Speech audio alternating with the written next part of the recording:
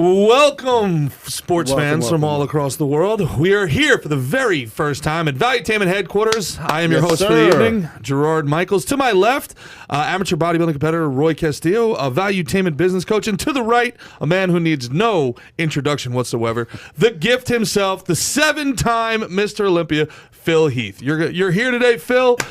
And you're here with us in spirit. I'm right here. And this is Eugene, by the way. Hey, Eugene. Welcome, Eugene. So, folks, as we're listening in to the Star Spangled Banner being played at the Olympia, what we're doing here tonight is we're going to do a live broadcast of Mr. Olympia. So what you're going to have to do to be able to follow along with us, make sure that you have the Olympia telecast going on your TV or on your computer, and then you have us going on your phone or on your computer. So put on the Olympia live stream, mute it, and then you can listen to us commentate it from here. Phil, what are we looking for tonight? What are the competitors that we need to know about, and what will they be judged on? Well, I'm going to talk about the open class guys because they are going to be fighting for the Mr. Olympia title.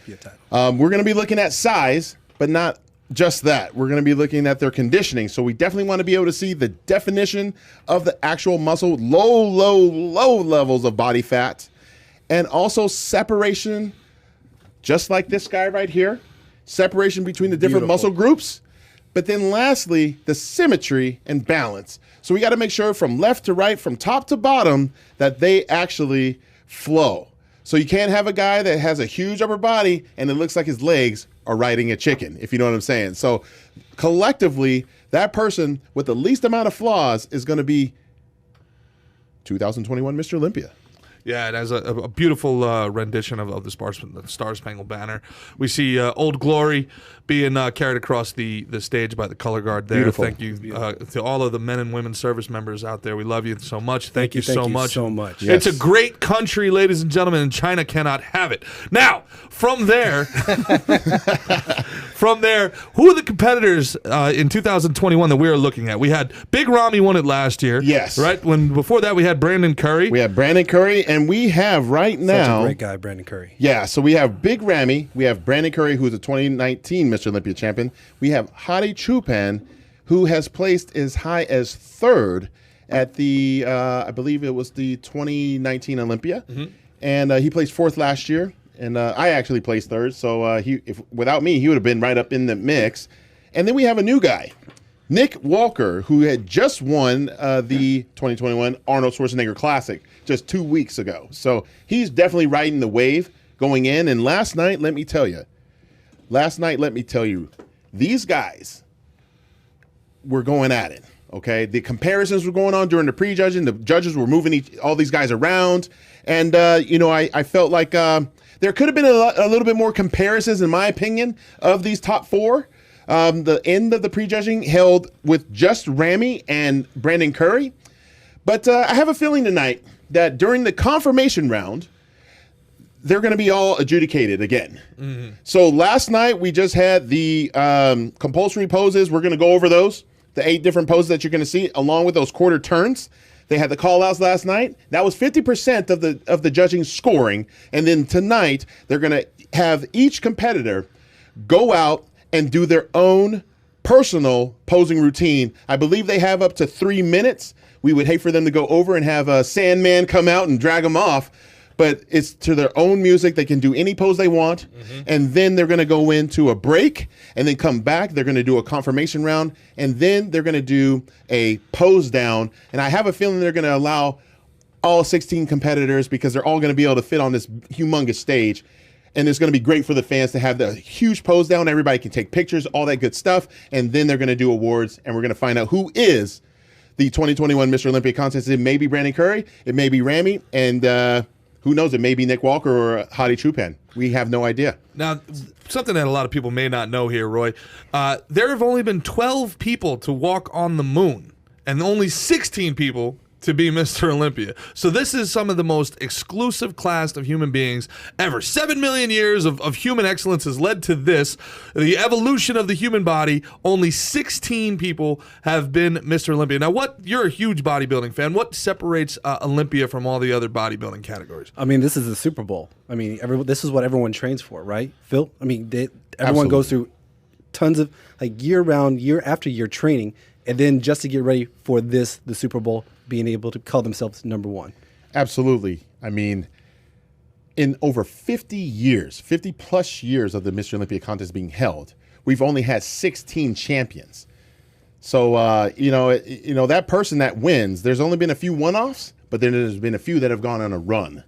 And let me tell you something real quick. When you win your first Mr. Olympia, you feel something very, very different. Obviously, you are very excited, you're thankful, all these good things, but then something dawns on you probably a couple days later. Can I do this stuff again? So when you talk about Brandon Curry, who won the Olympia in 2019 and then lost that following year, I am very, very sure that he wants payback. And when Ramy won last year, I pulled him aside, I gave him a big hug and stuff. We had some pleasantries going back and forth, but I grabbed him and I told him, I said, I know you're happy, but you have to be better for next year. You have to train even harder. You have to find out how you can just find that 0.0001% better to make sure that you solidify your previous wins. So, a lot of pressure goes into this. And we're talking about during COVID or post-COVID, however we want to describe it. Each person doesn't live in the United States. We have Ramy from Egypt. We have Curry, who actually trains not just in the United States, but also in Kuwait. Wow. And then you have Hadi from Iran. And you have Nick, who resides in the beautiful USA. But a lot of these athletes, they don't live here. So imagine not having the gyms, the grocery stores, all these things. So I give, you got to tip your hat to these guys, because they always found a way to be resilient, persevere, and show up on this stage. And some I've even heard what they do is that even though they live somewhere else, they come to the U.S. to live, they literally live here for a good 3-4 months before jumping on stage here. Yes, but unfortunately, which became fortunate, with guys like Hadi Choopan, who's from Iran, which is, we all know, try to get a visa from Iran.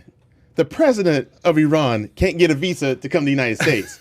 So shout out to his trainer, Hani Rambad. You've been my trainer my entire career. Your fellow countryman is here to do battle again, and I know it was because of all the hard work that you did. Shout out to you. Big shout out. Because that wasn't easy. That was probably harder than Argo. Okay, Oh, geez. to get him here for the third time. So right now we are watching Dan Solomon, who is the CEO/president of the Olympia brand. I've known Dan for quite some time. He started off as a journalist and held a podcast of his own called Pro Bodybuilding Weekly, and then has been able to get hired by the Olympia brand, and now he gets to live out his dream of producing a great event such as the Olympia contest. The crowd must be going really wild there because the camera keeps shaking on the live screen. But the Olympia, how many people, for people that have never been there, this is not just a one-night event. This is a multi-day event. This is almost like a bodybuilding convention, that with the culmination being the open class at the end, right? Yep. Yes. So one of your friends, and we spoke about this on the podcast on Thursday, we lost George Peterson. The bodybuilding world lost George Peterson. And we do want to give a massive shout out to his family and a show of respect and for all that he was and all that he stood for. Having learned a lot about him in the last couple of days, he really seemed like a genuinely great guy. And it's a little bit of a tragedy, and it's a reminder of just how much these athletes put themselves at risk and really what the sacrifices you make and what you put yourselves through Yes. to be on that stage. So rest in peace, George, and We God lost a bless good him one and his too family. soon. And Phil, when you look at the athletes on stage, when you look at these people, you're seeing naturally gifted athletes. You're seeing a lot of hard work, but you're also seeing an immense amount of sacrifice. What type of sacrifice did it take for you when you were competing and trying to get yourself into peak physical form for 5-6 minutes? You spend an entire year of your life being prepared for these 5 minutes. Well, I turned pro, winning the overall of the 2005 Mr. USA. I competed at my pro debut the following year in Colorado, won that show. and then turned around and did the New York Pro, won that show the following week, qualifying me for the 2006 Olympia. I actually took that year off because I felt like I wasn't ready because I had turned pro so quick in like 2.5 years. And, I just didn't feel like getting my butt whipped by some seasoned veterans just for no reason. So then the following year, I actually did the 2007 Arnold Schwarzenegger Classic. I placed 5th next to a lot of seasoned veterans. Victor Martinez, Dexter Jackson, Tony Freeman, and Gustavo Bedell. You know who Gustavo was because he won the challenge round back in the day. So he was one of those guys. Gotcha. And I remember going up to one of my sponsors. I was sponsored by Metrics at the time, and the athletes rep was Frank Seppi. Shout out to Frank. And I asked him, can I take the year off because I still need to get better? And he said, absolutely.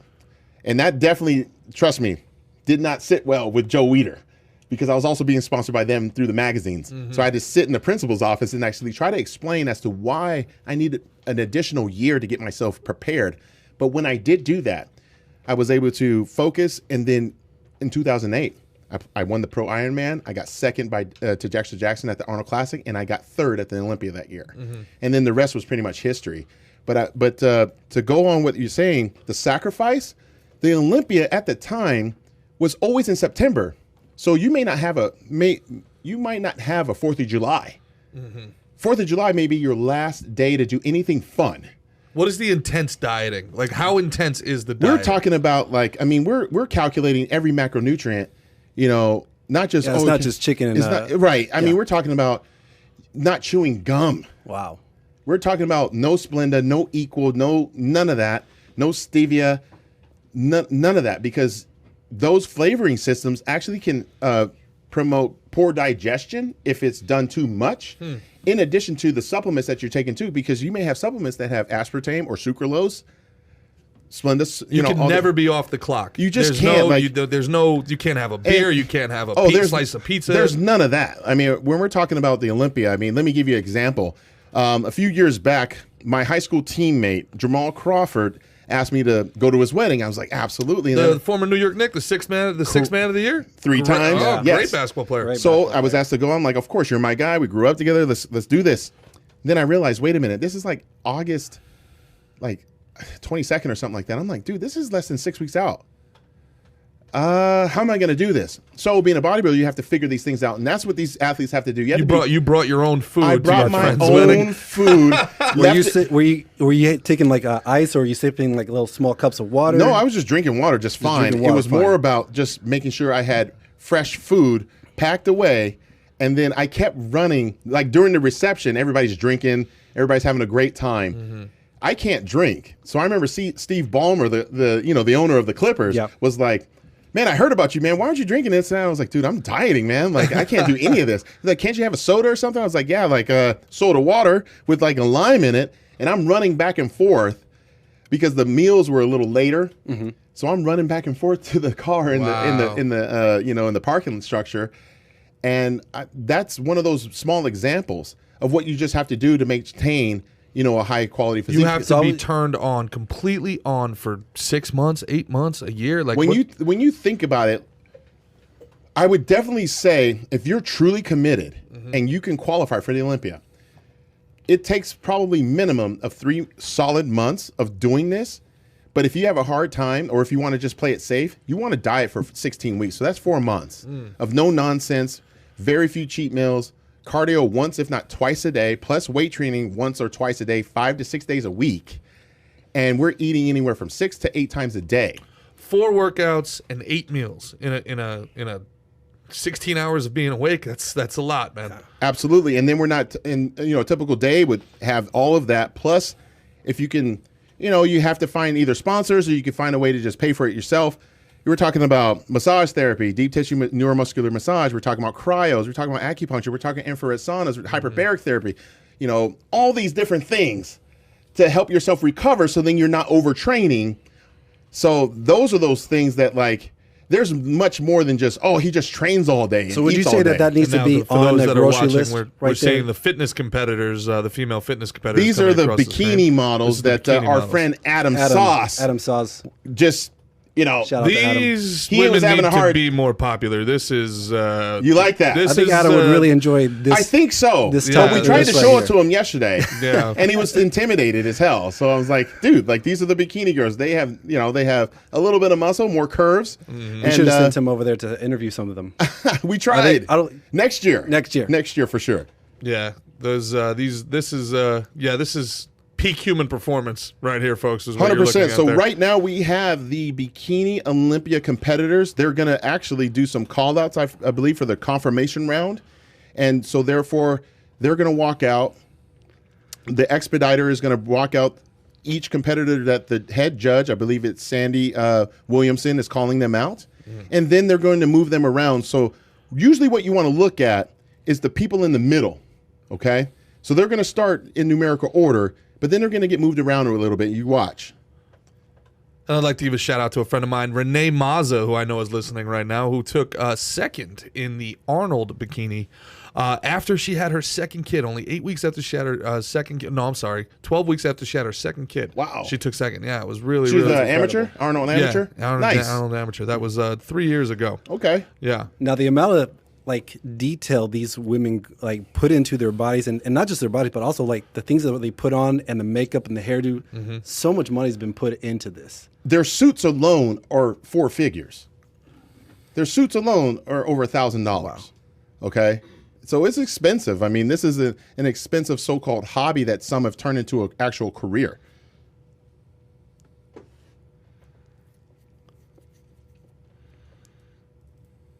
And so how much training do they put into their walk alone? Oh, hours on hours. I mean, you have to think like they're wearing clear heels, and not every person knows how to walk in these type of heels, right? Yeah. I mean, think about it. Like if your girlfriend, your wife decided, hey, I'm just going to wear these and actually I think I would pull a Hemi. they might do that, or they might just completely just bust their ass and fall down. I mean, this is when you talk about women's bikini, it's definitely a sport where presentation is probably everything because they're not actually doing poses like a bodybuilder would be. So it's definitely like seeing like a Ferrari and just looking at it. You know, seeing how beautiful the lines are and stuff like that. So that's why they're having them walk to the front, walk to the back, and allowing them to just see how the muscles are moving. And Now, I don't know anything about anything, but the one on the right, all the way on the right there, that was impressive to That you? was something else there. Yeah. Okay. You put it in the top? Yeah, that's So yeah. this is the hard part being a judge at these shows is that you're going to have to try to do it from neck down, but it's very, very difficult. I mean, you're going to have to look at everything because someone's hair or like how things flow can be a distraction. So to the naked eye, how can you possibly ascertain between those Yeah, three? take us through like I mean, step one, they look at is- this, step two. Yeah. So step I'm three. going to look at like on the far right, Ashley Kalswasser. She's probably like, in my eyes, like the Dexter Jackson of that division. She has won more shows than any of these women combined, pretty much. I believe she's like in the 20s, almost like 29 or 30 shows. And her presentation is what I've always noticed, mostly. But you definitely want to have, great abs. You want to make sure that you have good glutes, but also the glute tie-in with the hamstrings. And making sure that like you have some V-taper. So what does that mean? We want to make sure that even if you're narrow, they actually can develop their shoulders and their back just enough to where it makes their waist look supremely tight. Very, very small.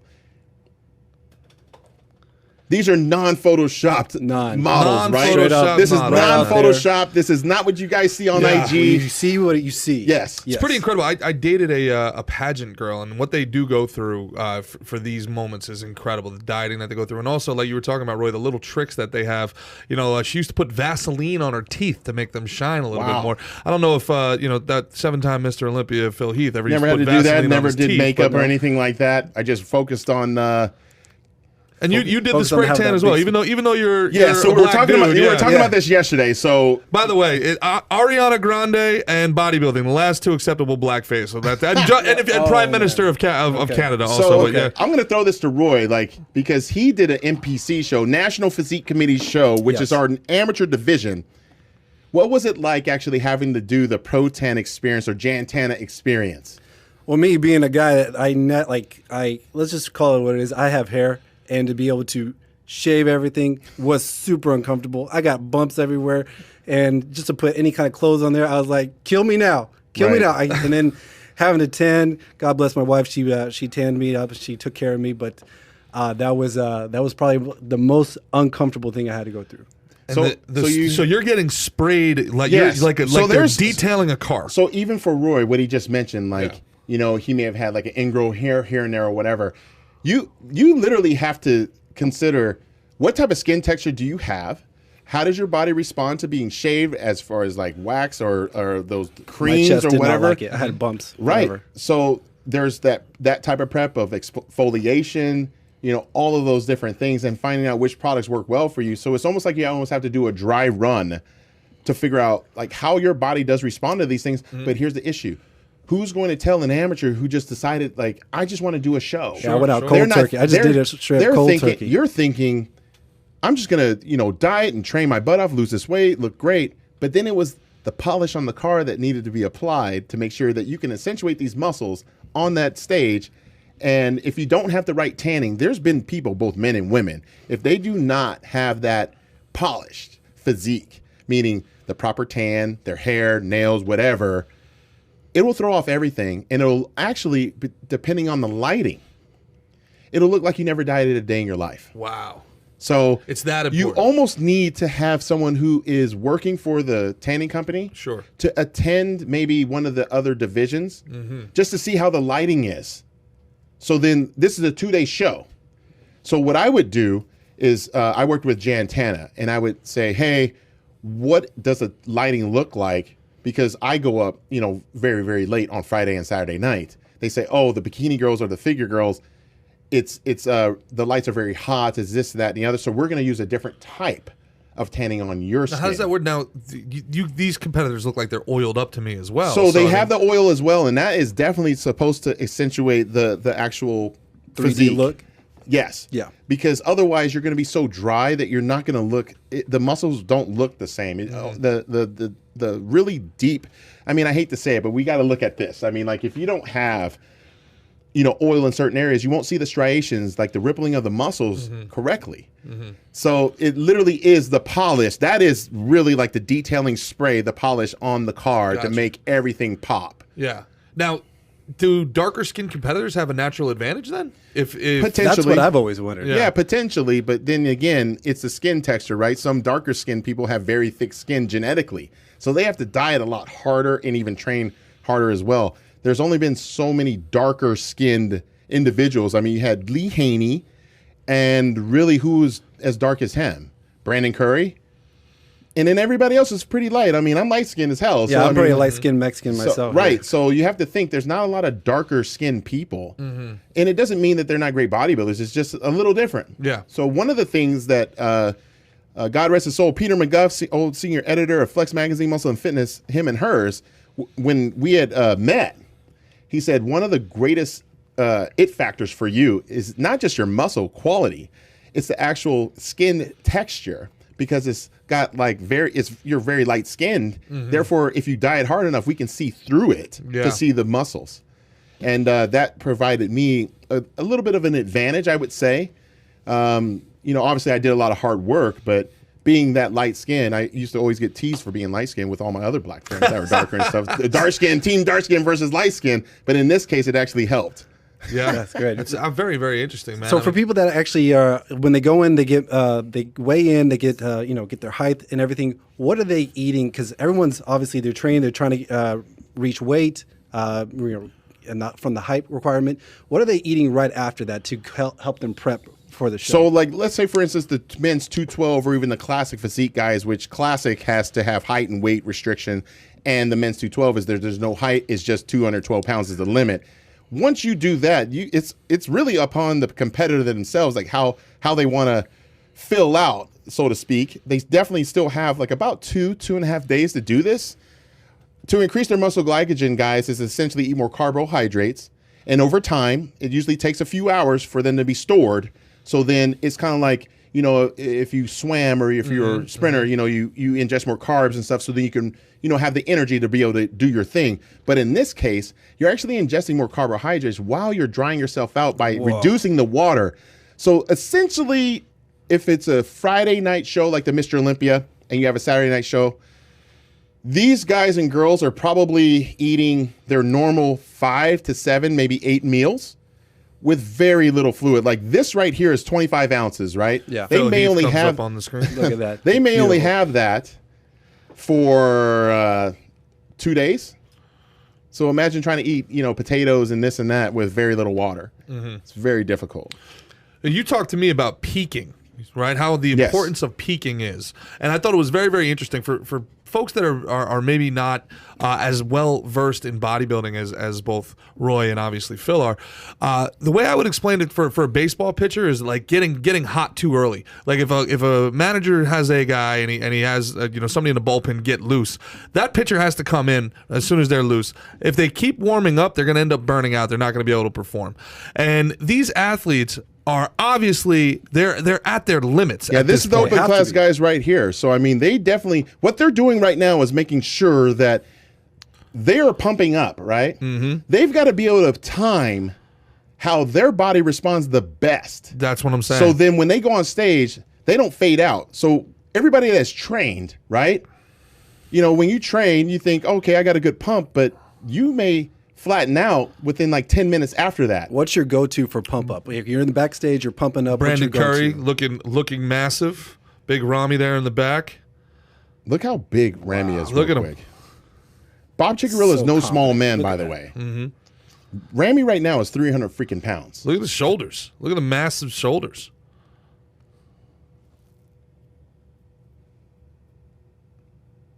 Yeah. Yeah. Hold on. I want to hear what he's saying real quick. Winter is coming. Winter's huh? coming. That was a Game of Thrones reference from Big Rami there. Winter is coming. Now I see some guys are working out. Other guys don't appear to be working out. So some guy in the back is doing some triceps there. What are they doing right now to try to get themselves ready? They're figuring out like, okay, what is the area, the body part that needs to be pumped up the most to create the best amount of balance. Mm-hmm. So it could be their back. It could, like if your strength, it's like looking at Brandon Curry right now and Rami. Their chests are so huge. Do they really need to pump that up? Probably not. Maybe their shoulders or maybe like their back or their legs. I've never seen this at last Olympias where they actually have equipment on stage right there for them to see them pumping up. I've never seen this. I mean, this is where they're actually trying to add some more, value to the consumer, to the fans. And it's pretty cool. Team Could be, photo. They're doing a photo. selfie, a team photo here. I've only seen Everyone this get done close. at the Arnold Classic, so this is pretty dope. Their tan sticking to each other's bodies. Right.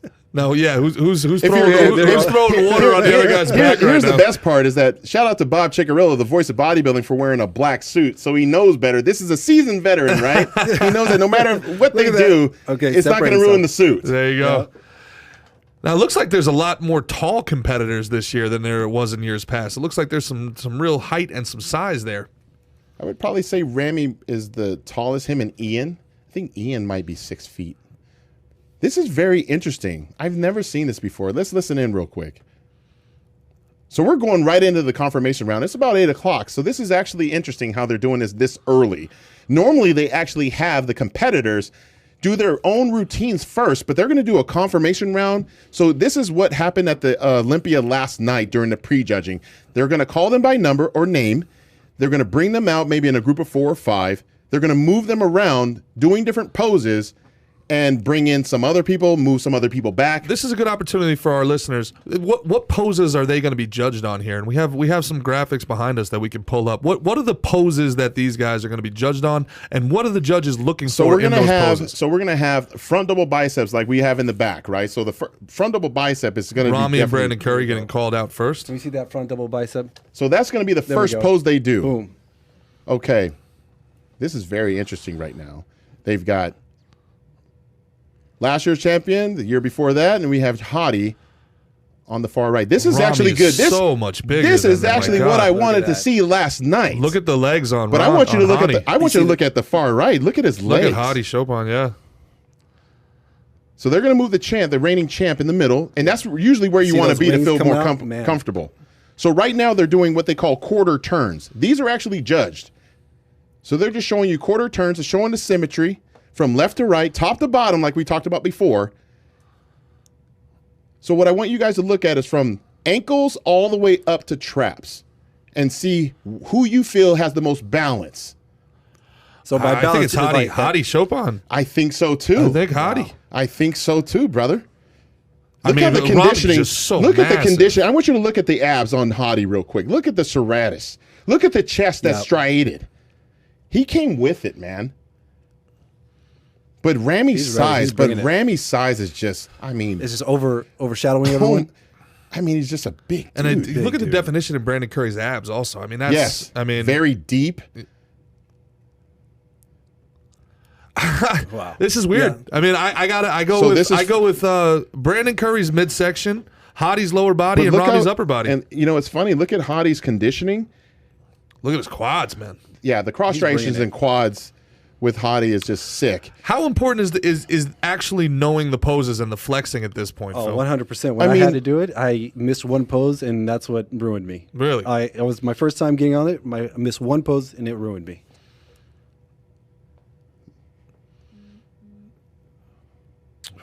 Ooh.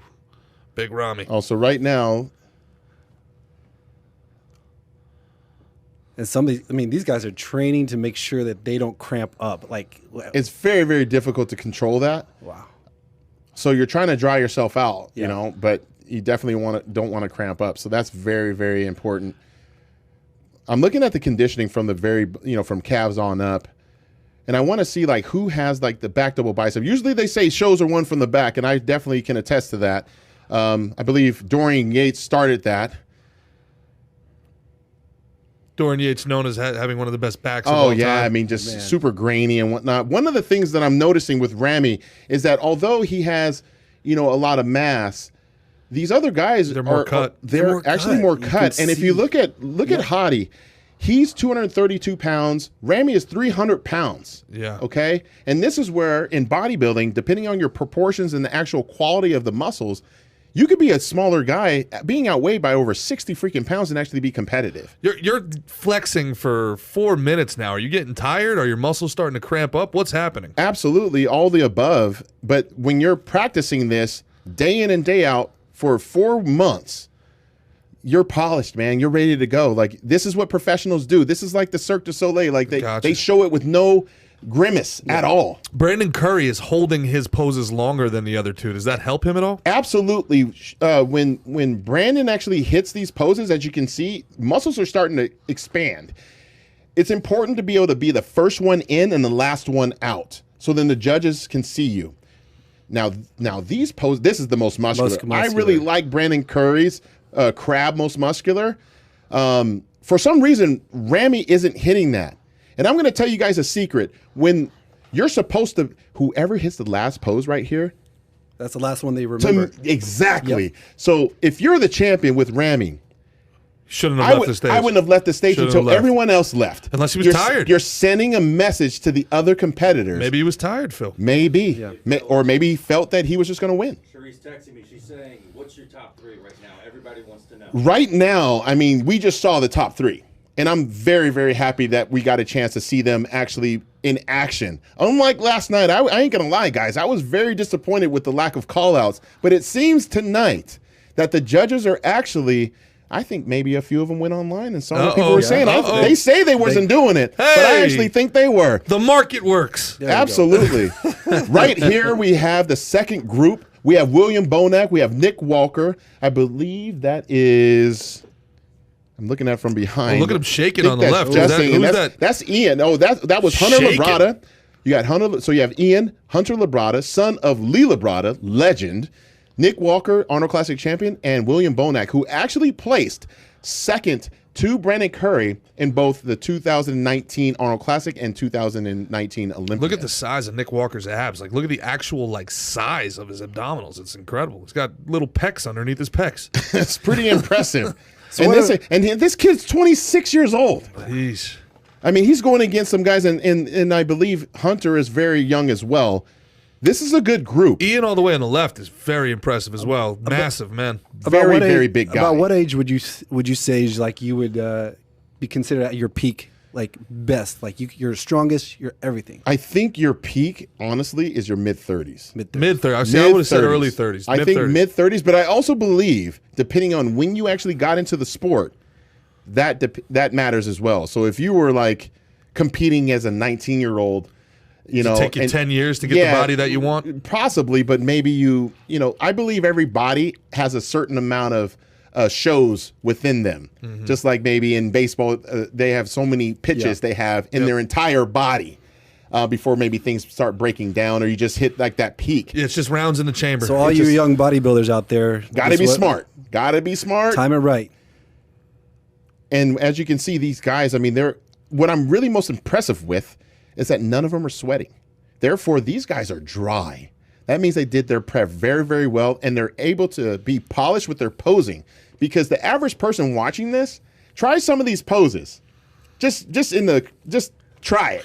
It was the most awkward thing. The most awkward thing to get used to. And I actually went out and I hired a coach. I hired a coach. How much money have they invested into their physique at this point? I mean, are these $1 million body fills? Oh, 100%. You're talking about, the training costs. You're talking about the supplementation costs, the food costs. I mean, what do you think it costs for a bodybuilding competitor? 10-year career, whether you're amateur or pro, you're in the millions. You're in the millions. Absolutely. These are $1 million bodies up here. No question about it. And these companies that they're representing are putting a ton of money into them as well. So you got Justin Rodriguez and Akeem Williams. Now I'm hoping that Akeem actually comes with, last night I felt like he was off. He was holding a lot of water, but I think if he tightened it up, I just want to be able to see the density because he has a ton of freaking muscle. Now you said that these shows are one from the back. Does that mean that the double back bicep is the most important pose? It's one of the most impressive, I think, because when people train, they only train what they see. So when you're hitting a back shot, you know how much time and effort you had to spend under the chin-up bar, the lat pull downs, the dumbbell rows, the barbell rows. That's lift. When you're picking up stuff from the ground like that, it takes a lot of effort. So those things are very, very earned. A lot of them may not be as genetic. I mean, if anyone looked at my career, I didn't have a genetically blessed back. It's just something that you have to, frequently train. I think that they should have one normal human being from the crowd stand up there flexing just so that we can have an understanding of it should be Roy and me up there next to these guys so that I was about to say about the gentleman all the way on the right. I was like, he doesn't look like he's in peak physical condition. But then look at him, he looks it looks like he's got a little bit of a gut compared to the other guys. So we're talking about Ruli Winkler right now, and this is a person who is a seasoned veteran. He's won a lot of shows and he's been on Olympia stage for quite several times. Several times. This is just an off year for him. Yeah. I don't know what's been going on. I don't know if he was coming off an injury or what. And I know, there's always rumblings like, after shows that guys that, had injuries, this and that, they may not want to tell people right away. I mean, he's in phenomenal shape. Don't get me wrong. But I understand where you're coming from. I mean, he's definitely missing some things. I mean, he definitely isn't at his prime. Because normally Ruli would be in that first group with Ramy and Brandon. So he had a trainer called who he called Grandma. Is he still training with Grandma? No, he is not. No. So he's been with Team Oxygen over in Kuwait for quite some time. And he's been rocking it out over there for the last few years. But I tell you what, when you talk about a ton of freaking muscle, Ruli Winkler. Oh, yeah, look at the width on him, the width in his back. What you should look at is the freaking biceps and triceps. This guy, if you ever collected any Flex magazines or muscular development magazines, the arms are ridiculous. He and I probably have some of the best arms. Like, it was always one of those things where I would be compared to him, he would be compared to me. Would you always say it's good to smile? These guys are smiling here. The first three that came out, not all of them were smiling. Is it good? Brandon Curry was smiling, Hadi wasn't, and Ramy wasn't. I think you want to smile because if you got good teeth, why not show them, number one? Number two, you want to be able to show that this doesn't hurt. If it's me, I want to show, I can always light work, baby! I can do this all day long, guys. You want to show that confidence. I can do this all day. But you also can show, I can get after it and be very aggressive. So you got to remember that there's magazine companies that are here. There's other sponsors that are here. There's other photographers that are here. These pictures are also going to be online later. So they definitely want to be able to not just hit the shots for the judges, but there's money to be made as a competitor, whether you win or not. with these pictures right here. I'm a little shocked that, with the billions of people in India, China, Japan, there doesn't seem to be any, Asian competitors. Not yet. It's something that Not yet. I believe How in long ago was it since what's his name, the Asian competitor that Hidetada Yamagishi. Yep. So shout out to Hide. Hide's competed in the Open and in the some men's of the most 212. cut people on planet Earth. By the way. 100%. But I definitely feel like in those countries, bodybuilding is just now getting revved up. It's kind of like the '92 Olympics, right? With the men's basketball, the Dream Team. Once they went over there, you got to think what now there was no basketball in Europe. Now basketball's all over Europe. Yeah, we're 30 years later. We got guys like Luka that is arguably an MVP candidate, right? And we've had people the that actual MVPs from Greece. Shout out to my there you go. Yeah. So it does take some time and support from their own countries, because unlike in America, some of these countries actually set aside funds to sponsor athletes and create gyms. Like in India, I was the first bodybuilder to ever win a show in India, right, in 2011 at the Shuru Classic. Not GNC, Gold's Gym decided to pump a ton of money there to create, I believe, over 200 gyms just in a certain time period. And that was also because they probably saw, a huge opportunity, but the government has to get involved, and it's important, So I think the IFBB has done a really good job at being a liaison for health and wellness, and these companies have taken advantage. What was your favorite pose, Phil? What was your favorite pose to do? I can only guess. Go ahead, Roy. Most muscular. Hell yeah. Just most muscular, just beast goes out there, mode. beast mode. Well, I would say back double bicep, because that was where I could actually, for me, beat a lot of ass. But, I mean, look at that. Be careful with that. And mind you, that actually was crafted after my physique. Yeah, from 2016 Olympia. So back double bicep was definitely something that I always, just a little bit. You got the grill marks in your glutes. You got the dugout, hamstrings. And, a lot of work. When you're looking at the back double bicep again, I mean, they can't see what they're doing. So it's all by feel. So imagine that, like an ab and thigh and stuff like that. You can look, everybody on Instagram, these guys do the ab and thigh shot, the ab shot, but they're looking in the mirror. Imagine them hitting these poses for us, and not being able to have a mirror, Yeah, I definitely feel like they're being less aggressive on stage. I think past, Mr. Olympia, it's like, you got guys shoving and kind of touching. He was best friends with everybody he competed with. That's what he's known for. Yeah, I was super nice to everybody, and I don't even know why I came up with this nickname, the Dream Killer, but I mean, it was just one of those things. I don't know. I feel like these guys got a little too nice out there. Yeah, I mean, I think they're taking selfies with one another. Well, buddy. I think what's happening right here is that this is like the last class. This is like the bottom 5. They're probably disappointed. Okay, I'm just gonna talk as an athlete right now. These guys are Can they move up right now? I think some can, and maybe they do. But right now, this is just a confirmation round. Maybe one of that 5 will actually move up to that top, because that's like we got 16 competitors, so maybe like one of them gets like in that 10th.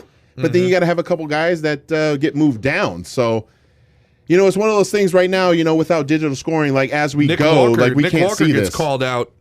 Nick Walker getting called out with the top 3 now. So we've got Hunter Labrada. We've got Big Ramy. Oh, it's Hunter Labrada, not Nick Walker. I'm sorry. Yep, we got Hunter, Ramy, and Hottie, Curry, and Hottie. Look at Hunter's V. Look at how the difference between the width at the top of his shoulders to his torso. This is actually impressive. I mean, Hunter Labrada has actually tightened up since last night. I would say last night, I mean, I didn't have him as high. I had Nick Walker as high. Ramy is so much bigger than the rest of them. It's insane. Just look at the legs, dude. He's on Ramy. It's ridiculous. His quads are coming up. Stupid. It's just stupid. I'm looking at Brandon Curry and Hottie right now. It's really cool to see those two. I want to focus on these guys right now because you just never know what the judges may be doing. They may be fighting for second. I just don't know. I have no clue at what the judges are doing, but Now you had to compete against the guy who many consider to be the greatest mass monster of all time, in Ronnie Coleman. How do you compete against somebody that large? I never had to compete against him because those 2 years that I bypassed Olympia, Ronnie was done. Yeah, I got you. But I did guest pose with Ronnie a couple of times, and let me tell you, that's a large man. It's a big dude. Big dude. And I'm talking about, like, people talk about how big Ramy is on the scale, and in here, Ronnie was bigger. Ronnie was bigger than Ramy. Oh, yeah, because his lats, unlike Ramy's, don't just stop midway. Ronnie Coleman's lats started at the freaking hip, dude. And you talk about quads, oh, yeah, but they were a lot more detailed. I mean, his detail started right at the freaking hip flexor on down. And that's what we're talking about here. I mean, when you talk about the elite, they always have like that, you know, they're not 1080p. These guys are 8K. You know, these guys have like more pixels, They're more up there muscle. posing in 6G. Oh man, they're killing it. So I mean, Ronnie Coleman was just, you know, you talk about the eighth wonder of the world, man. I mean, like that's Ronnie Coleman. So do some of these guys have IVs standing like on standby? There's definitely EMTs backstage, no question about it. They have oxygen backstage as well. Hottie's One of the secrets, yoked, one man. of the secrets that I used to do is, you know, those ice packs that you punch. Yeah. So I would stand on those because I'm thinking I need to keep my body heat, my temperature down. Oh, it's brilliant. And what people don't realize, these lights are bright. We have lights in the hot. studio, Yeah. but they have registers and all What that pose stuff. are they doing right there now? What pose was that? As they put their hand on the top of their head? And Yeah, then that's an ab and thigh shot. So let's look at Ramy right now. They're hitting most musculars. Gosh, I want to see Ramy with those two guys on the end. I want to see that. I don't want to see Hunter right now. I want to see them move. I just want to see a little bit more. Brandon Curry's most muscular. His hand on hip. His Whew, chest is massive. just nasty. Whew. Okay, there we go. There we Now go. we got They were Brandon listening- Curry. they were listening This to is you, this Phil. is what I'm talking. They listening to me. They they hear me telepathically, right? Okay, this is what I'm talking about. Moving and guys around. This moving is guys. close, man. I mean, Who do you got?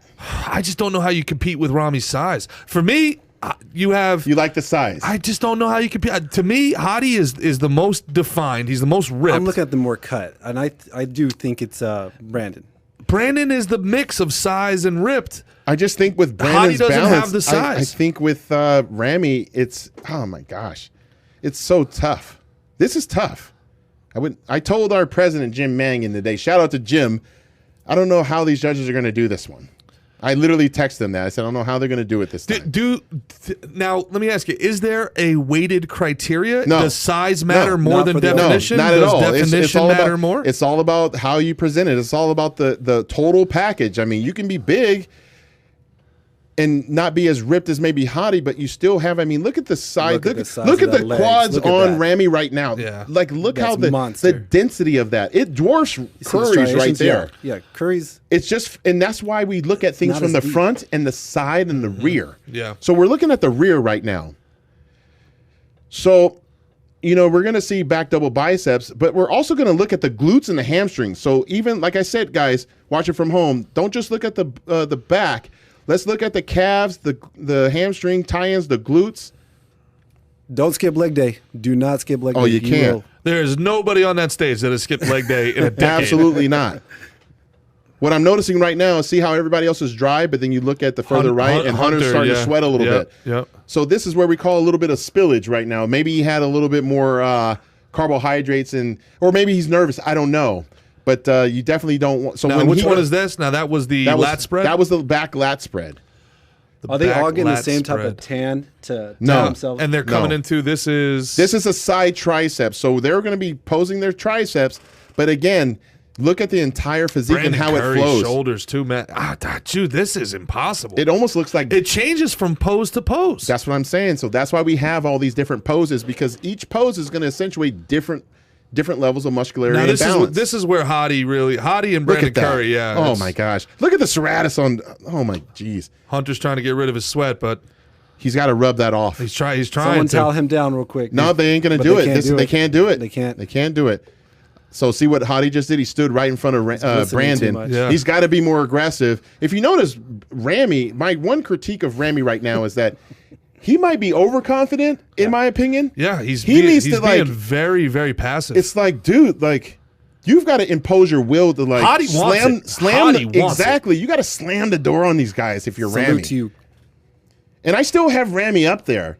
But to me, it's like my coach, Hani Rambod, and I, we would always say, beat them until they stop screaming. That's what you got to do when we were talking about competitiveness. How big is too big? Is that even a thing? You too big? Well, I was told once that I was too big. I was too full. But as far as too big, I mean, the biggest guy that we're seeing right now is Ramy. But he's also the tallest guy. This call out, I want to pay attention to Nick Walker, Justin Rodriguez in the middle, and Ian Valier. They actually have William Bonac on the far right. Let's see if they move these guys around a little bit. So they're in here hitting the front double bicep. Nick Walker's abs are so deep. They're massive abs. For real. Like it's just so now we have William Bonac there's actually nothing getting that you put can in. train on that. That's genetics, correct? No, you can train that. You can definitely train that. We'll talk about that later, Gerard. Okay. Yeah. Okay. But we got William Bonac now in the middle next to 2021 Arnold Classic champion Nick Walker. And this is a seasoned veteran on the left who was placed highest second at the Olympia next to Nick. If you're Nick, he's definitely probably excited because he's standing next to legends, right, in our current crop. And he's actually hanging and giving it to him. So At 26 years old. At 26 So the future's years, bright for man. Nick Walker. Future is very, very bright. Put on those shades. He's definitely just got to keep doing what he's doing. And, I believe he works with Matt Jensen. He's just got to, him and his coach just have to continue to do what they're doing. I mean, I don't see any problems at the moment. The back double bicep, I think, is going to be Nick's best pose right here. Right there. Little pushing. Oh, there you go. All right, There we go. There So now if you listen to head judge Steve Weinberg, he's telling them to spread out a little bit. Come on. Let him fight. Social distance, gentlemen. Look at the detail with Nick Walker. Nick Walker. Man. Hamstrings. Look at the hamstrings. Look at the glutes. Him and Bonac are definitely the top two in this group. You got that bicep on top of the other bicep. And I got to give a shout out to William Bonac. He actually has calves, and a lot of black guys, we don't have those. So pretty impressive if you don't. Phil Heath with a Jimmy the Greek reference. Yeah. What do you think There you here go. now? When the posing, are you seeing anything in the way the guys are posing where they could be tightening up their for sure. flex, and if they did something a little bit different, they could Is there a certain angle that's like best for them? Like, well, you start seeing like when they say best side chest or best side tricep, and you have to keep in mind they might be cramping up, right? You just never know. Or maybe they realize like maybe I look better. It seems switching things up against this particular person I'm standing next to. It just seems some guys tend to like go all the way up and then all the way out. Other guys go right into the pose. Is there? It's just a preference. It's honestly right here while they're hitting these most musculars. There's just a preference. You got a lot of guys hitting the same type of poses, whereas in my opinion, when it comes to the most muscular, it's the last pose, right? You can hit a hand clasp. You can have one hand on your hip, and then you can do what they call the crab when they come really low.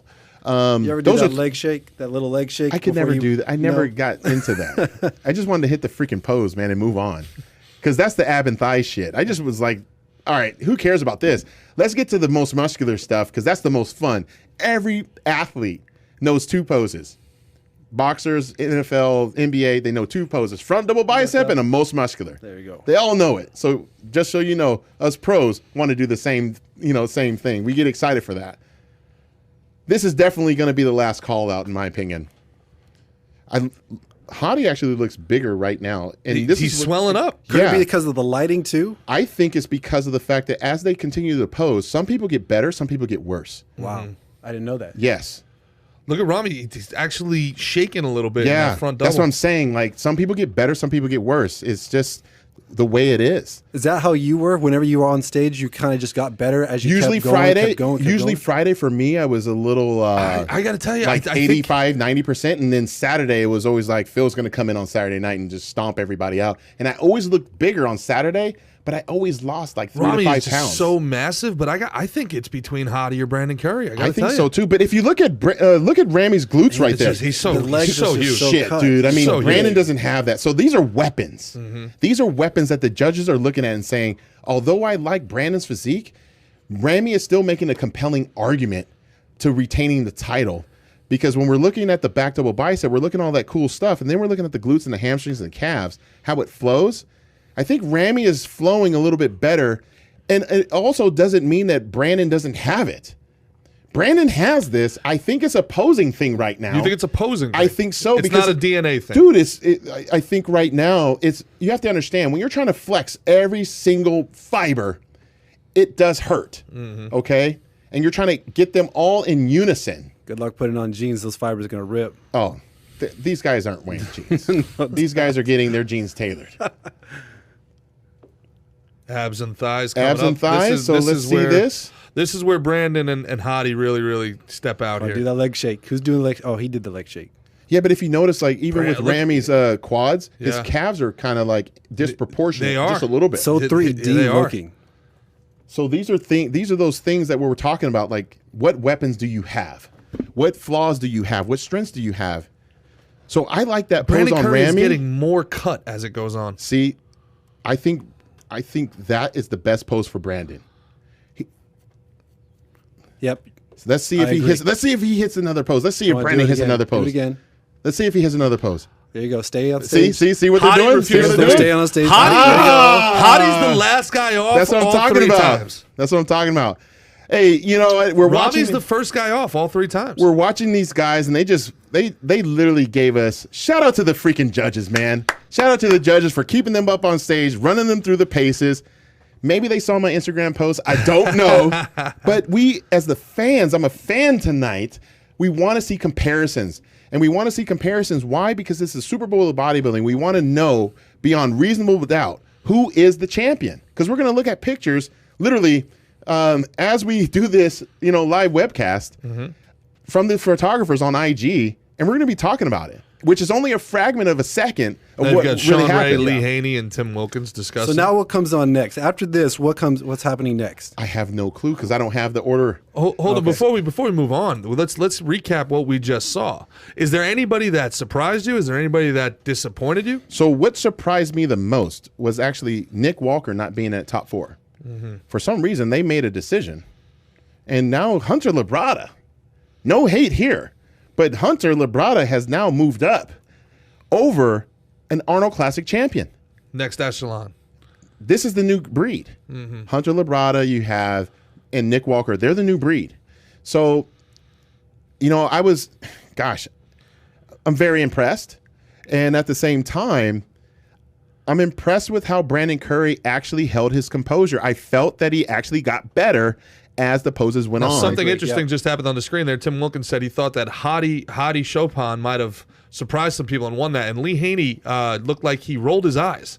So Lee Haney, I love you, Lee Haney, but you love some Brandon freaking Curry, man. I mean, you love that man. So look, we all have our favorites, and that's why they're not judges. Okay, so you're going to have guys, even for us, we're going to say, oh, I like this person, this person, this person.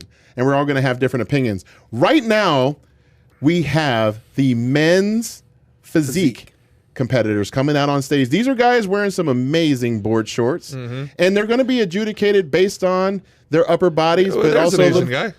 Yeah, I mean, We got one. Got But, a whole continent represented right there. But these aren't your traditional guys that you see on the beach. I mean, these guys are still huge.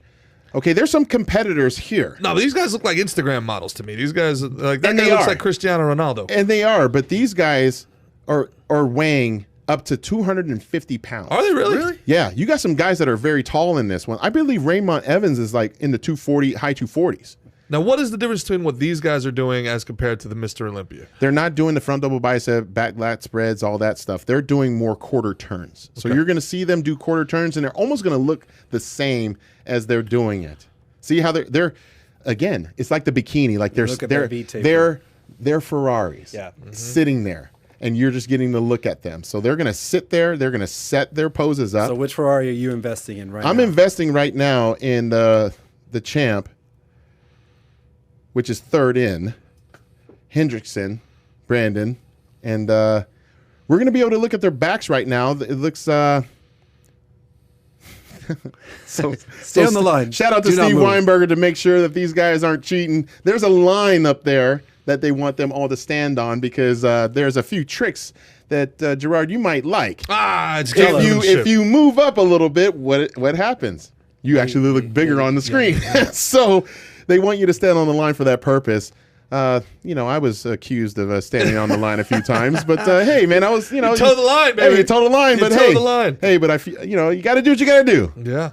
All right, these guys are like, yeah, we're brothers. Let's go hang out. A lot of hugging going on here. Oh yeah, they're. This is like the influencer round. I feel like I'm watching like a best of Instagram right now. It really is. I mean, these guys are, and they walk around like this at least 300 days a year. Oh, poor fellas.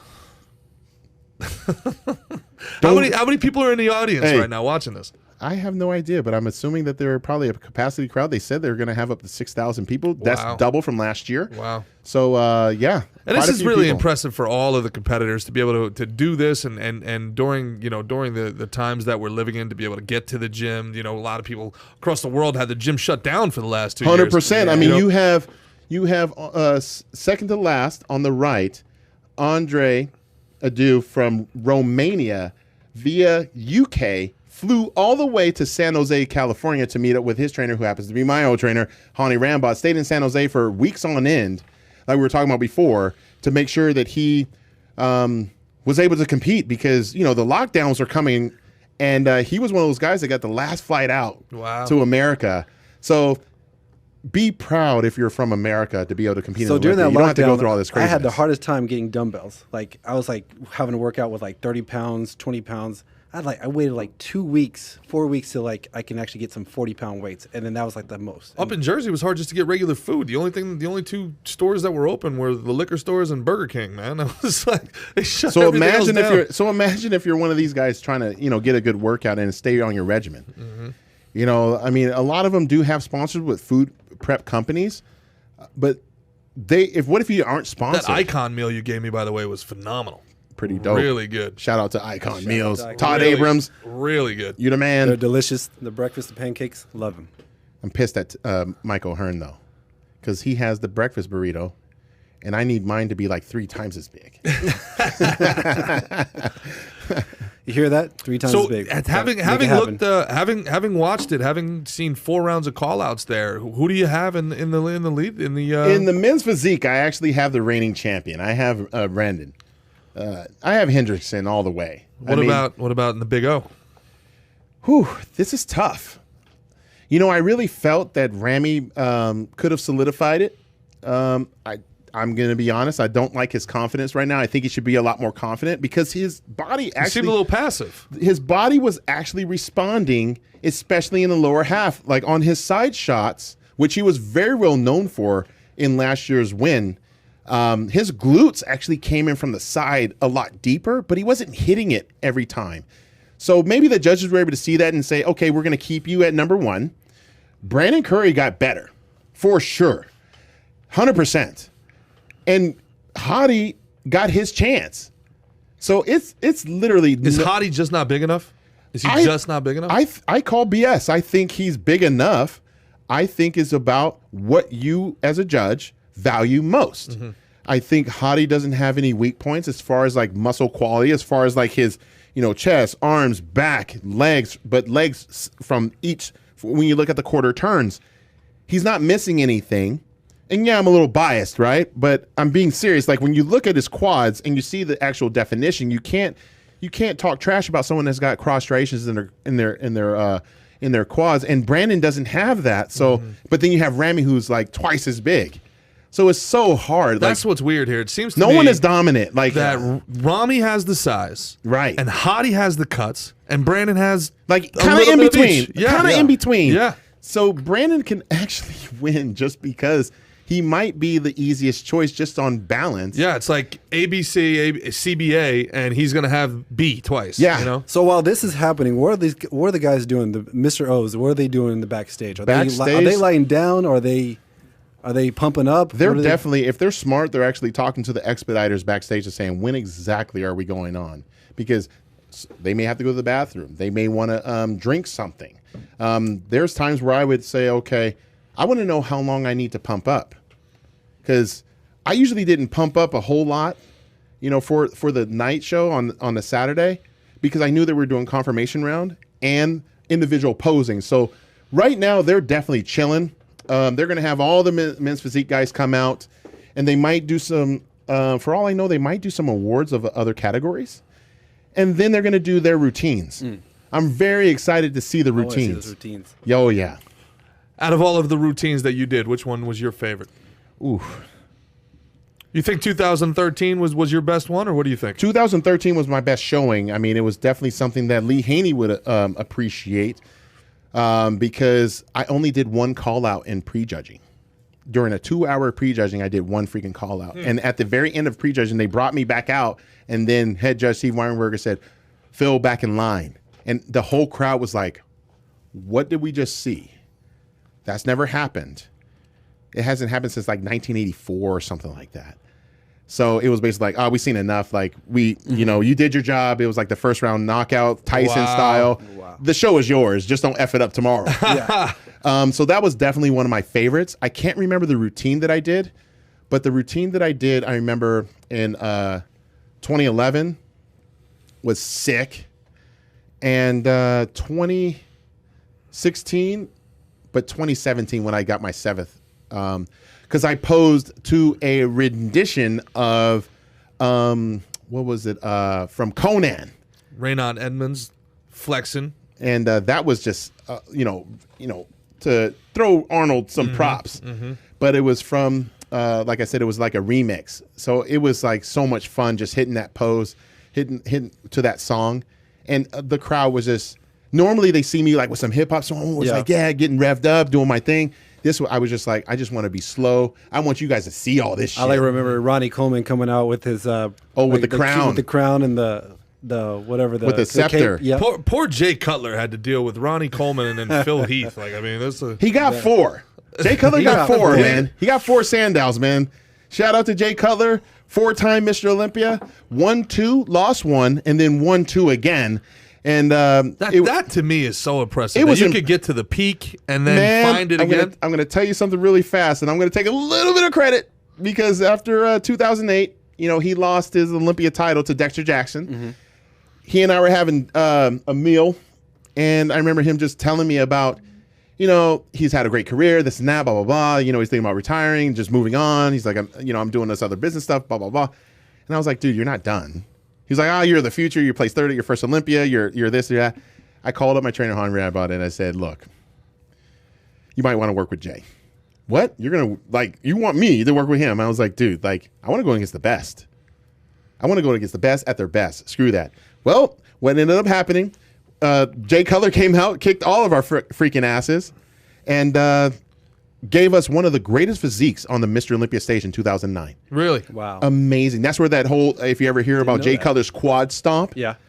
Oh, man, that was the first time him and Hani worked together. And it actually worked out well because I actually got food poisoning that year, so I was going to win anyway. So Hani was able to still win. So it was pretty dope. But let's get back to the action right here. Even though we're looking at some of these men's physique guys, they've got some real dense muscle if you look at it. Look at this back.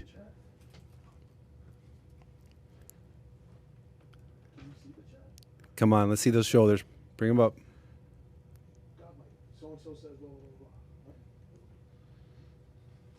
He's definitely in the top 5, no question about it. I mean, look at the roundness of this chest. Yeah, he's not missing leg day at all. No, he's not missing leg day. I mean, these guys are at the Olympia stage. I mean, the top 5 they're training legs. Don't get it wrong. Don't get it twisted. These guys aren't chicken jockeys, okay? These guys are actually training. Lightweight, baby! Lightweight! I don't think anybody's working out like that anymore. Hey, speaking of, if you're a fan of Mr. Olympia, I'm going to assume that you're a fan of strongman as well, and I'm a big fan of Eddie Hall in particular. Doesn't deadlift anymore. Says there's no use to it. This is a world record deadlift holder. Shout out to Eddie Hall for saying that, because when have you seen me deadlift? I've never. No. I don't. It's not that I don't believe in it. I just don't do it, and I proved a point to make sure that you can grow a Olympia champion back without doing deadlift.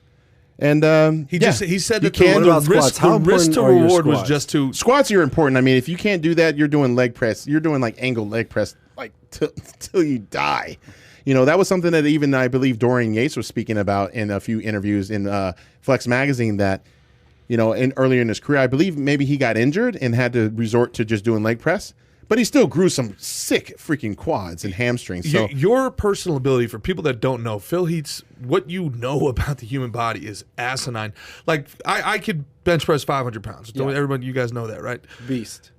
I worked out with Phil, and he had me doing rows with like 80 pounds. I was embarrassed by how little the weight was. Everybody was standing around at the gym looking at us, and I'm like, Phil, we got to do some weight here, we got to do 200 pounds. We got to do some weight, man. At least some 150s, right? He's like, shut up and do exactly what I said. And he takes the bar, and he's like, only hold it with these two fingers, and then pull your elbows all the way back, and then hold for 5 seconds. I'm like, this is so stupid.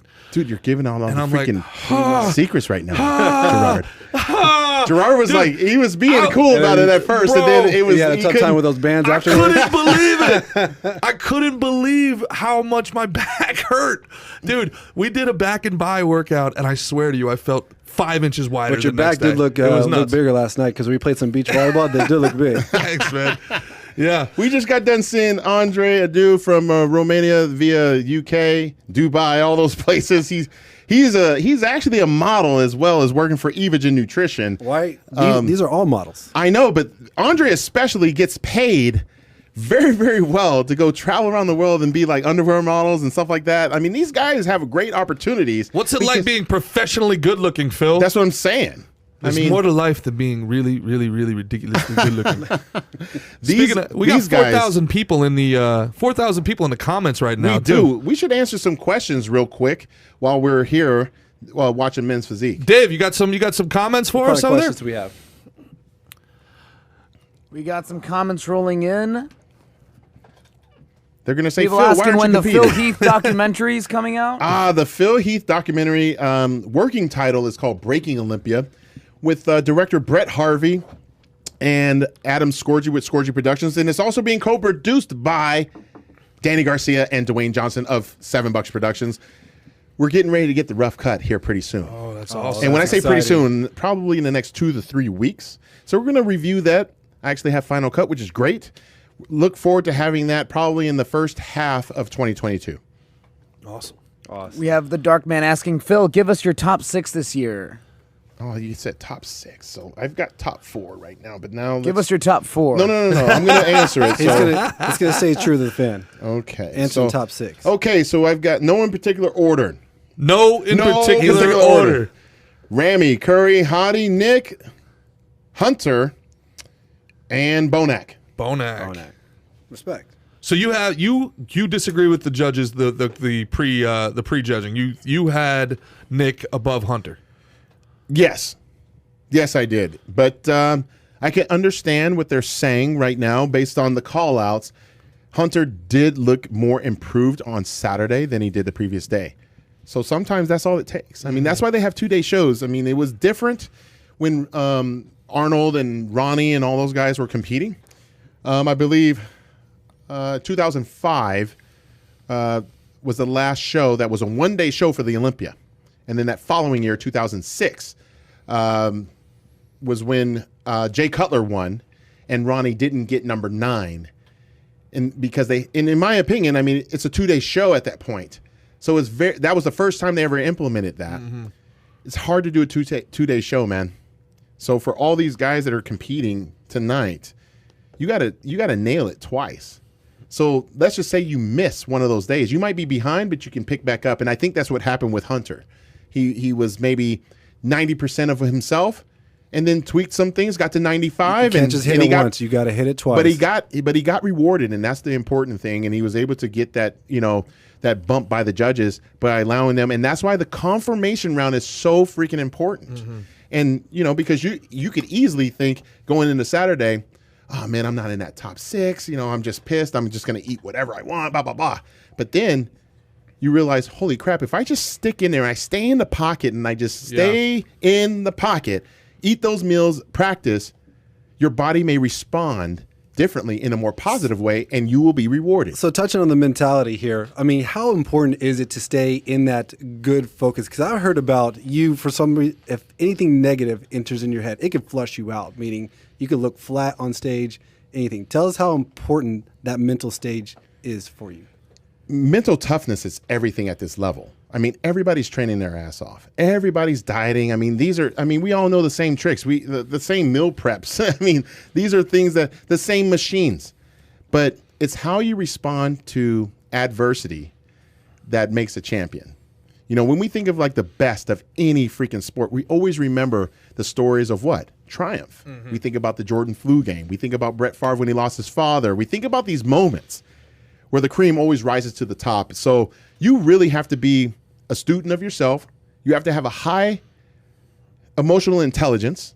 So you definitely have to know, like, hey, if I'm going through, I mean, let's just call it what it is. If I'm going through a dispute with a friend or, a spouse, mm-hmm. how to resolve that or put that to the side. How do I respond to a death in the family? That has a negative effect on your physical appearance? Wouldn't it? Why wouldn't it? Because you're having a stress hormone called cortisol. That the minute you have something stressful that happens, this goes against any other sport. Because any other sport is not judged by their aesthetics. So if you have like something negative happen to you and you're down in the dumps, that stress hormone will do what? Increase water retention, which is something that will blur out your entire physique. Very oh, important. shit. Yes. Wow. So you really have to have your own way of mental fortitude that you are not just. You have to have such a support group around you then. 100%. Yeah. 100%. I mean, that's why for me, shout out to the wife, Sharik Ramona. What's up, Shout baby? out to the ladies. What Shout up? out to the wives. But, it's always important to have that spouse. Yes. But it's also important to have that, that best friend. To take care of the nonsense. And if you have a coach, that person also has to have an even higher level of intelligence emotionally mm-hmm. to forecast, okay, this is going to set Roy off. Let me make sure he doesn't read that. Well, that's what you hear with the NFL players. The problem with the Super Bowl is not the pressure of the game itself. It's the pressure of having to get 50 family members out there. And so you know what I would do? They're mentally drained by the time the game comes. You know what I used to do? I used to have my best friend, who will be renamed nameless. He likes to keep a very, very, very low profile. But he and I would have a talk about 3 weeks out, and he would ask what I needed. So we would go over that. And he would then talk to Cherie about those things. So then when we would talk about, That's like having the best very nice business of Kai Green to do this for you. So we would do those things, and then the whole goal is to make sure that you're protected. But let's get back to the action. We've got some medals that are being received, some hardware. And respect. So let's talk about the top three. They're going to bring that up, I believe. She's ripped. So that's the bronze medal right there. Is that correct? Yes. That's the bronze. That's fourth. Fourth place. This is fourth place. Chiron Holden, fourth place, men's physique. I think that's a good placing for him right now. I mean, he's up and coming. He's definitely a guy that can improve. I think his conditioning can be a little tighter, and his shoulders can get rounder as time goes. But it's important that these guys just get back to the drawing board, man, and not hold their head down, but keep it up and come back next year. Now, when you're talking about shoulders getting rounder, like, what's the temptation to take shortcuts? Like, I mean, what's the temptation for guys to do things? Like, what are the actual rules on what you can do, what you can't do? I mean, what can these guys do to improve at this level? No foreign objects, nothing like that. But you just have to train, and you got to know what to train. You have to take these pictures that the internet is going to have posted. Mm-hmm. Take them to the judges a week later and say, hey, what is it that you feel I need to improve on? So then, like this gentleman, Diogo Montenegro, goes from third to first. Mm-hmm. So you have to be so non-egotistical. Like, you have to be willing to take the harshest criticism. Diogo. You have to take some really hard criticism. But you couldn't get like calf implants. No, or you can't like do that. No, you can't do that shit. No, that's for Instagram. They can catch that. That's tragic. They can catch that. Yeah. But I mean, but the women's bikini competitors. I mean, there was not to speculate, but it appeared that there were some implants there.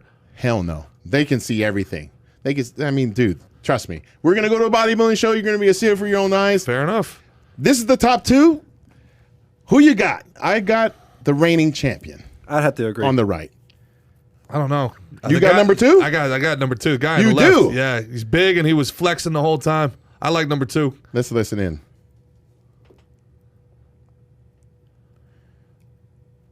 We're going to be listening to the voice of bodybuilding, Bob Chicarillo, announce who's going to win the 2021. I want that vein that goes from the belly button down. Like dude, we're talking about IG shit. You're trying to get a date. Nice we're trying to hear that. We're trying to hear who's going to win here. You're talking about IG with your DMs. I hate this moment. Getting intense.